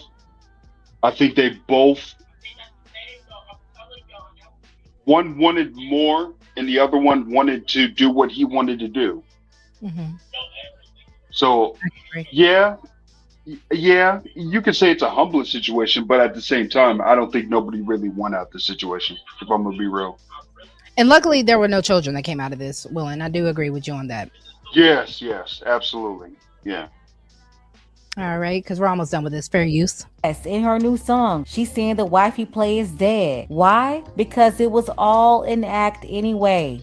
She was being a chameleon, trying to secure a spot in this Klay Thompson family where she obviously didn't belong. The lack of decorum, the lack of femininity, she just didn't fit in. But you better believe she desperately wanted to fit in. She wanted this to work because she needed that retirement plan so she didn't have to keep working the track. But look at her now. Instead of retirement, she ended up right back in the alley for some other dude to pick her up. And that's just the truth. Let's go ahead and get the conversation started. Tell me what you think about this below. Got us in a special thing. So shout out to the Pink Book Lessons. I definitely appreciate this take from her. This was really good. And it wasn't necessarily, you know, on Meg's side, which is why I also really wanted to review that video with you all today. So my last and final segment was based off the fact that life eventually humbles everybody, right? The attractive person gets older. The rich person can lose money. The successful person can fail. The popular person can become irrelevant. The desired person can be replaced. And the independent person can become lonely. The person with all the option eventually does realize that options aren't connection, as you gentlemen were pointing out. Options aren't intimacy. Life has a way of redistributing power. And when it does, people often discover who they really are. So I'm going to ask you, gentlemen, and then, of course, everybody in the chat, have you ever been humbled in dating? Not because somebody hurt you, not because somebody left you, but because you learned something about yourself you didn't want to admit. What was it? And I do kind of want to know, because at the end of the day, when we do make these corrections after being humbled, that is what accountability really is. Not being punished, not being shamed, not being blamed, as we're seeing with this Klay Thompson and Megan Thee Stallion situation. Shout out to you, William, for pointing that out. Just the courage to tell yourself the truth and the wisdom to grow from it. So does anybody want to talk about a time that they were humbled or you felt like you were humbled? And of course, you don't have to go into full detail, or you can even just say what made you a better person in the dating game. Well, I've been humbled in so many ways. Okay. I have been in 4 bad relationships. And, you know, when I had the breakups at first, I had trouble figuring out why and what they were talking about. And at first, I thought it was really their fault. But then I found out late, and then after reflecting on everything and listening to everything that was said on YouTube, I was like, oh man, wait a minute. I didn't do this. I didn't do that. I really didn't communicate.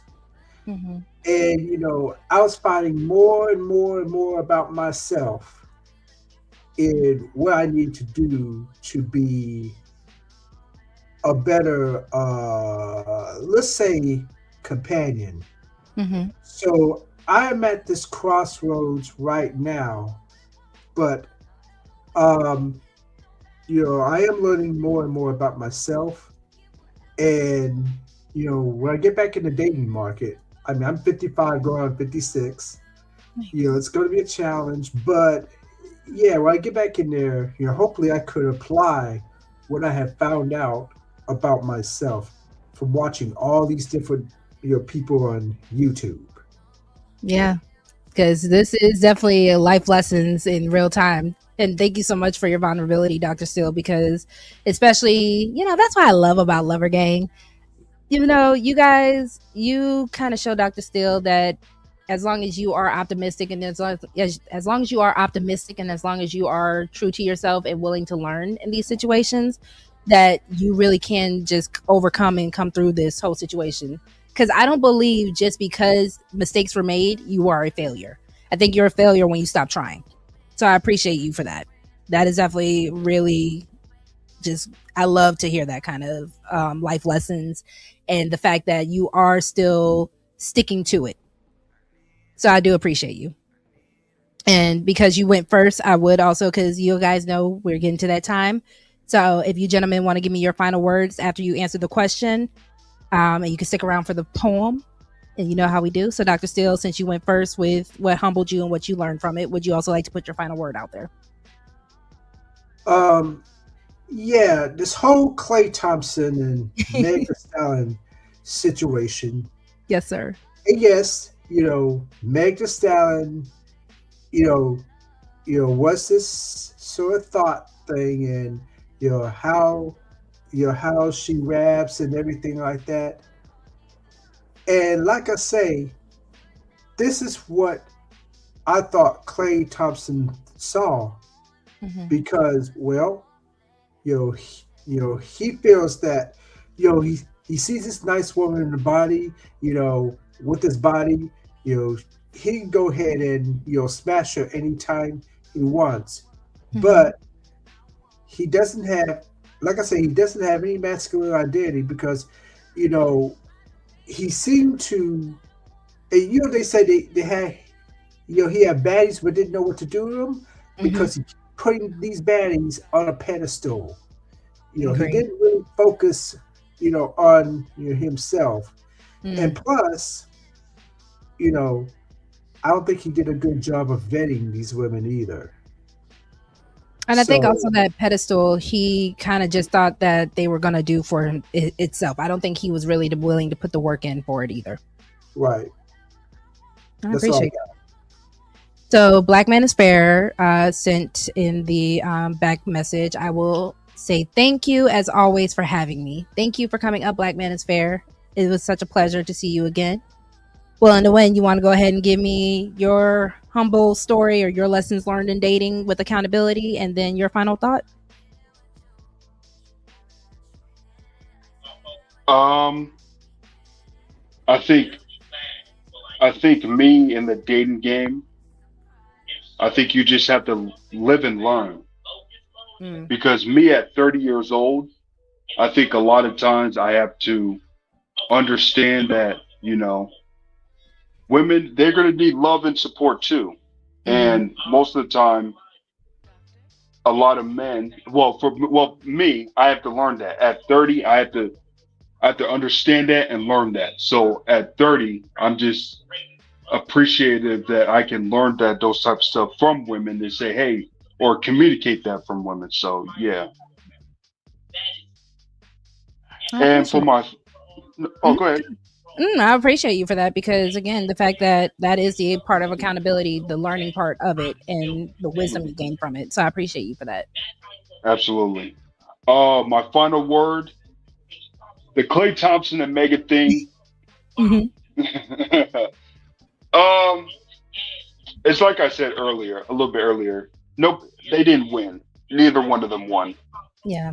One wanted more. Megan wanted more. She wanted to get married, like you said earlier, and the other one just wanted to do what he wanted to do: go out and get with other women. So I think that it's just, it was a lose-lose situation in my honest opinion.